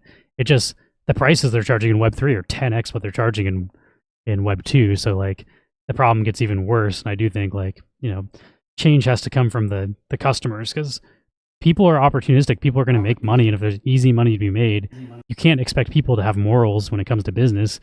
Business doesn't have fucking like, I don't know, business is interested in one thing, making the most money for like the least amount of input possible. So if you allow that to be possible as a customer, don't be surprised when you see more and more of that pop up. So I think people are getting smarter. That's also why you don't see scams launch on Wax anymore, because people stopped buying into them. So we all got scammed and fucked over so many times. Now it's like, buy into my whitelist is like, go fuck yourself. I did that and lost 90 times in over 3 years. So like, get out of here. But I think that just needs to happen on a wider scale. And Web3 gaming's still so new that people haven't been burned yet. And people are still on the like, oh, I made $3,000 in big time. So yeah, I'm going to spend $300 of that on this new VR game because I might make $3,000 on that. But like, they're going to keep doing that. And eventually that $3,000 is going to turn into not $3,000. And you're going to have a bunch of assets worth nothing because the games shut down their servers and couldn't make enough money to keep developing.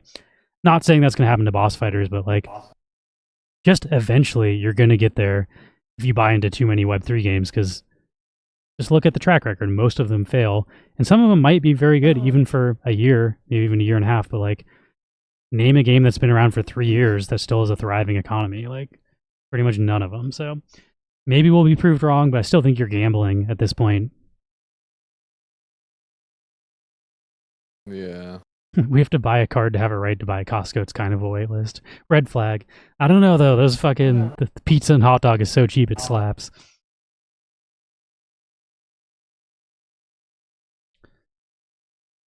Yeah, The I do think. yeah, it's worth the pizza, and then the gas. I feel like is worth it alone. I think the pricing for Web3 games just needs a serious like. I don't know. The crypto bro speculative price thing broke Web3 gaming.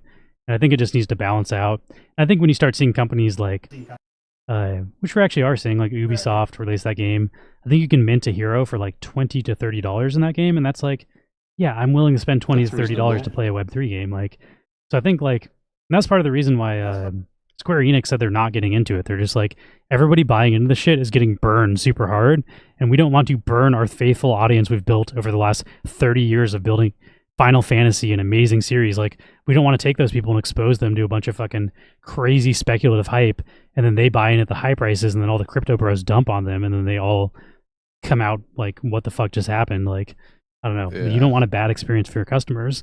I think that's mostly what's happening, and it's a lot of because they're starting the prices too high. When you start the prices that high, people are for sure going to get burned because it's not sustainable. I think like, I don't know. We just need to come to like a better like better consensus of what is appropriate pricing for Web3 gaming, and also collectibles, all that stuff. I think like Bored Apes and all that shit like just made people like, yeah, it's okay to mint something for $3,000. Like, no, it's not. Like, that's not appropriate amount of money to charge for shit. Yeah, I think we're getting to the point where we're starting to learn, but like, we're still early days in Web3 collecting and gaming.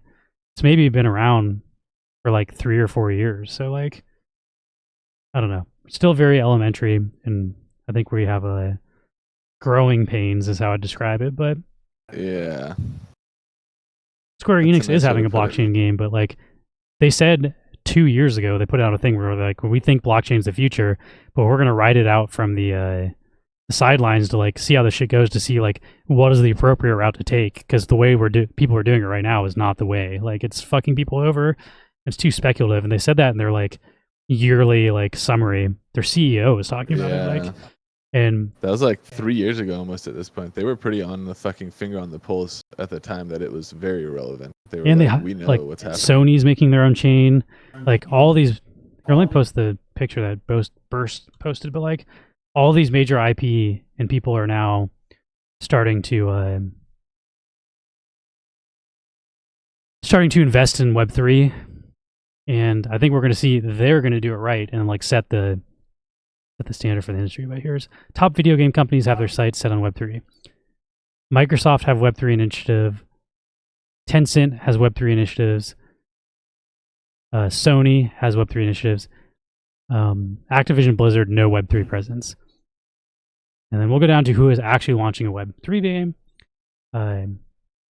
Take-Two Interactive, Nexon, Bandai Namco, Konami, Krafton, Square Enix, and Ubisoft are all actively launching a blockchain game. And like more of these, the blue bar, not the purple one, means you have Web3 initiatives. So they're like hiring Web3, they have advisors, they're thinking about it. So like more than not are interested in this stuff. And yeah, I don't think it's gonna happen overnight, but I think Web3 gaming is actually in the best place it's ever been in. It's only gonna get better. I just think that currently there's some pretty large issues that need to be worked out. All right, let's do this last giveaway and end the stream. I've been ranting for like an hour. Yeah, I'm gonna grab a drink real quick too. Haven't really eaten breakfast yet. It's 6:20 in the evening. All I've had to eat today was a friggin', what is that? Not a Cliff Bar. It was like some sort of protein bar that's like 200 calories on it. Your boy's hungry.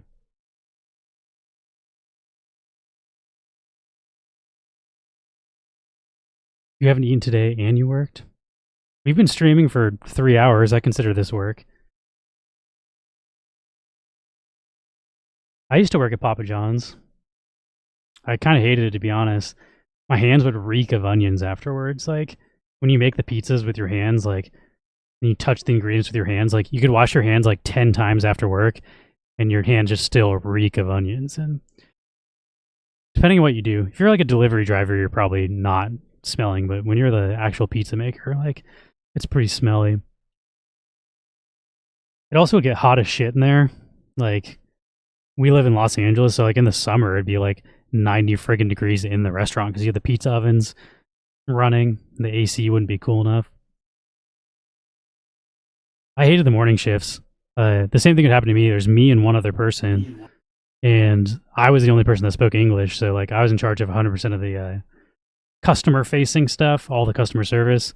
And then also my employee, or not employee, but my coworker, couldn't speak English, so we couldn't even chat during the downtime. So it was like a really weird, isolating experience where like I should have learned how to speak Spanish so I could talk to my coworkers, but like the other main guy that would work with me didn't speak English, and that also meant I had to deal with all the fucking angry customers and do all the phone call shit, which I'd rather just be the guy making the pizza and not have to deal with the customers.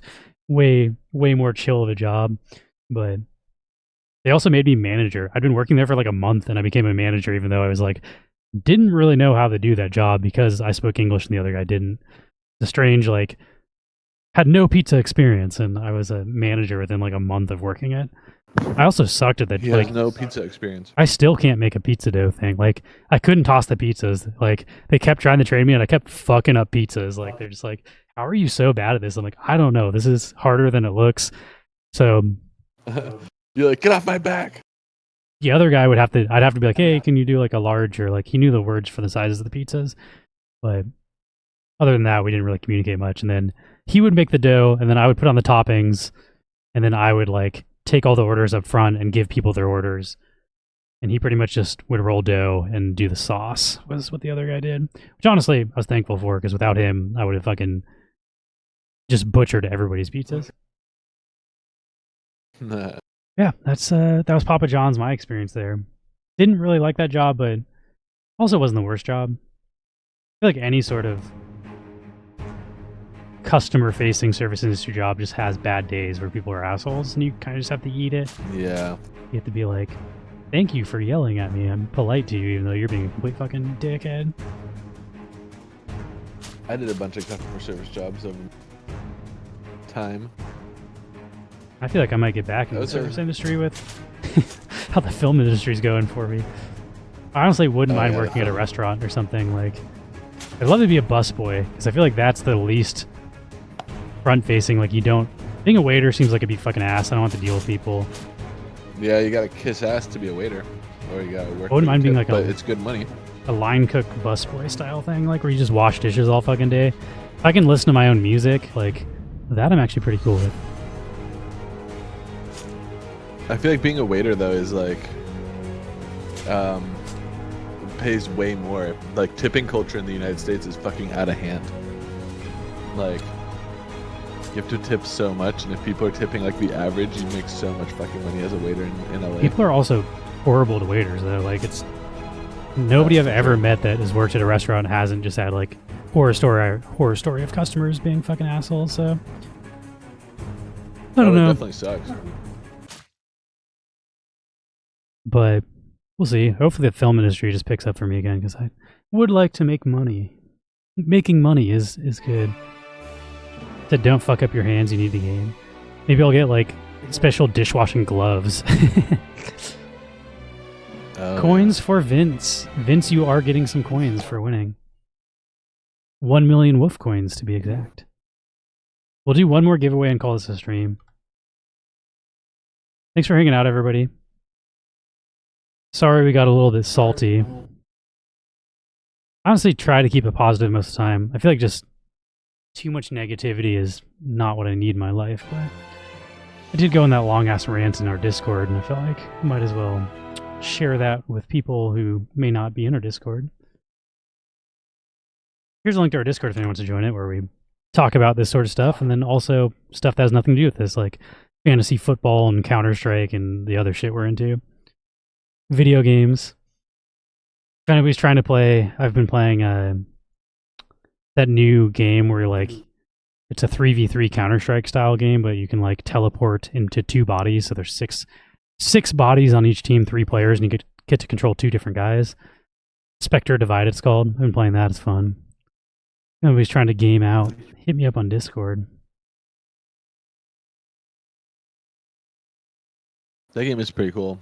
It seems pretty complicated. It's fun, very like difficult.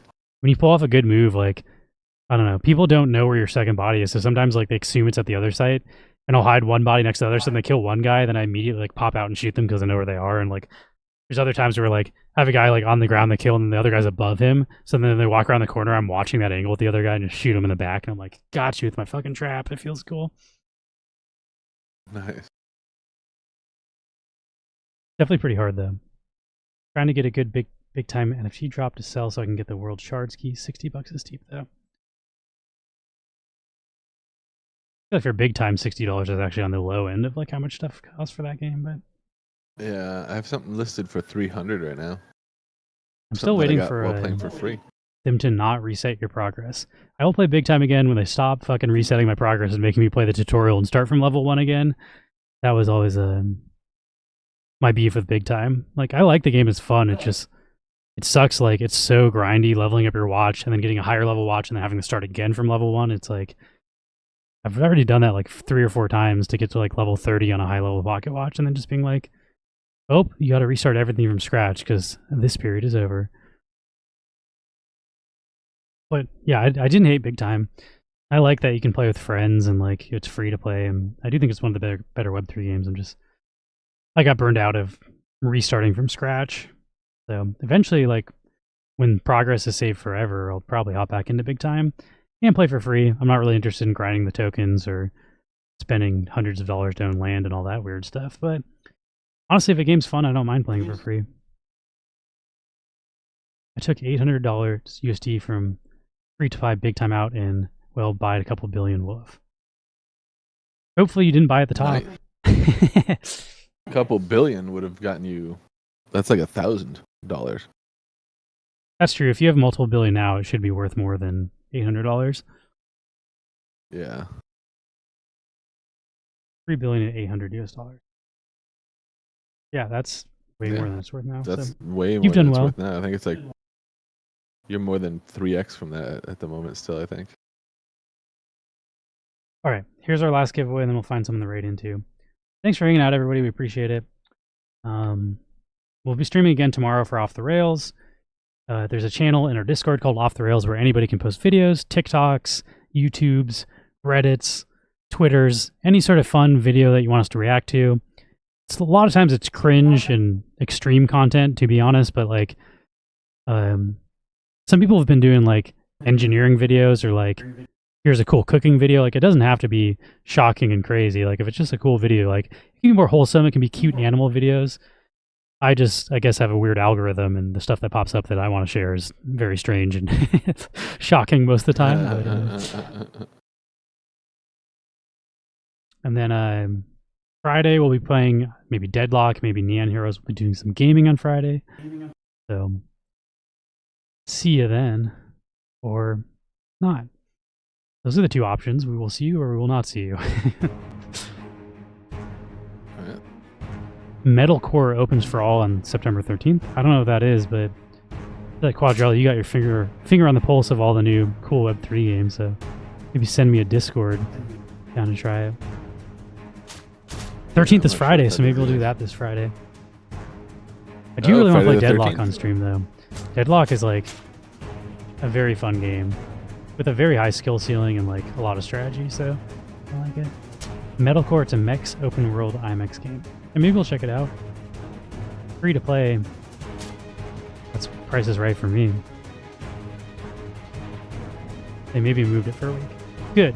I want to play other games this Friday, so nice. Need to get back on Entropa Universe because I know how to build my character up 20% on my current hunt loop of 1,000 petty ammo for $100. I don't know what most of that means, but you can, yeah, that one's also over my head. You can make $100 playing a video game. I feel like that's pretty good.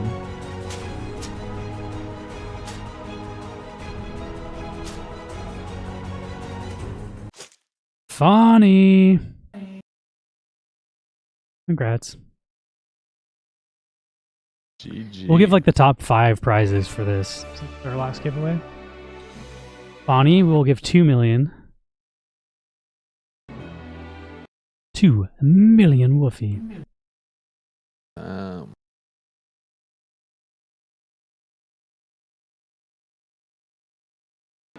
Rexinator will get 1 million.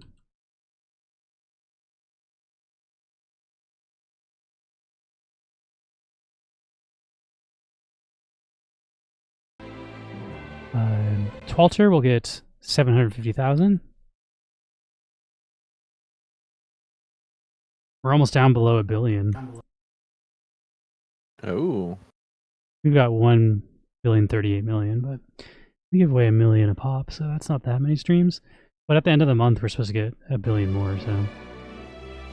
That was Twalter I just gave you, right? I think Pop and Stock is next. That should be 500,000.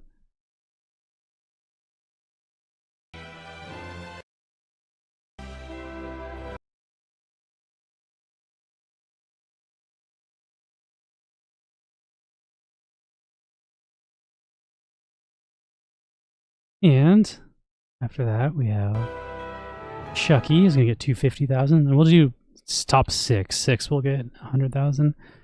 The OCD, I like the number better than 250,000. And I'm going to watch some Counter-Strike. There's a bunch of Counter-Strike games I get to watch this morning. Who's playing? M80 played whoever came after. M80 played. I forget who M80's playing, but I was watching it was like Mao's versus Random Kings, our last one. Mao's played. It's like all the people that played the prior day. It's like the second round matchup. So Complexity's playing somebody, M80's playing someone. I think MIBR maybe. There's like a couple of Brazilian teams. The team that Insani's on, Imperial, I think, played.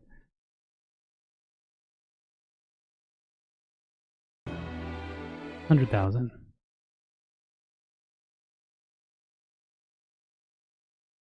Oh yeah, Vitality played too. I forgot about them. Vitality I saw though. I finished that one because it didn't take that long. The I think the Mao's game might have gone to map. Oh no, Mao's I didn't see. I saw yesterday's Mao's game.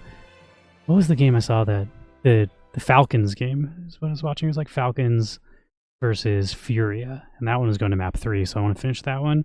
Like 7 in the morning. Is like I can't stay up and watch the end of this. Damn. All right, we're gonna raid into I think Uga.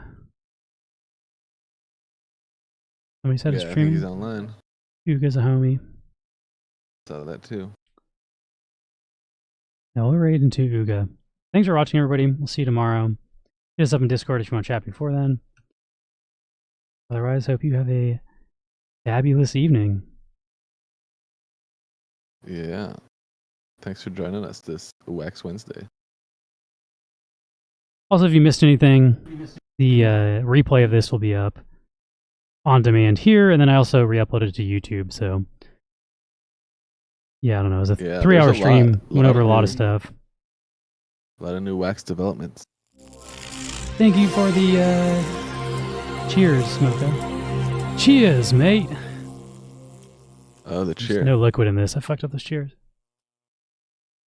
I got a little. We still got good luck. There's the whole thing like you're not supposed to put down a drink. You're not supposed to not drink from your drink after a cheers. If you put it down without drinking, it's bad luck. Had to scrape the bottom of that. All right, peace out, everybody. We'll see you next or tomorrow. Later.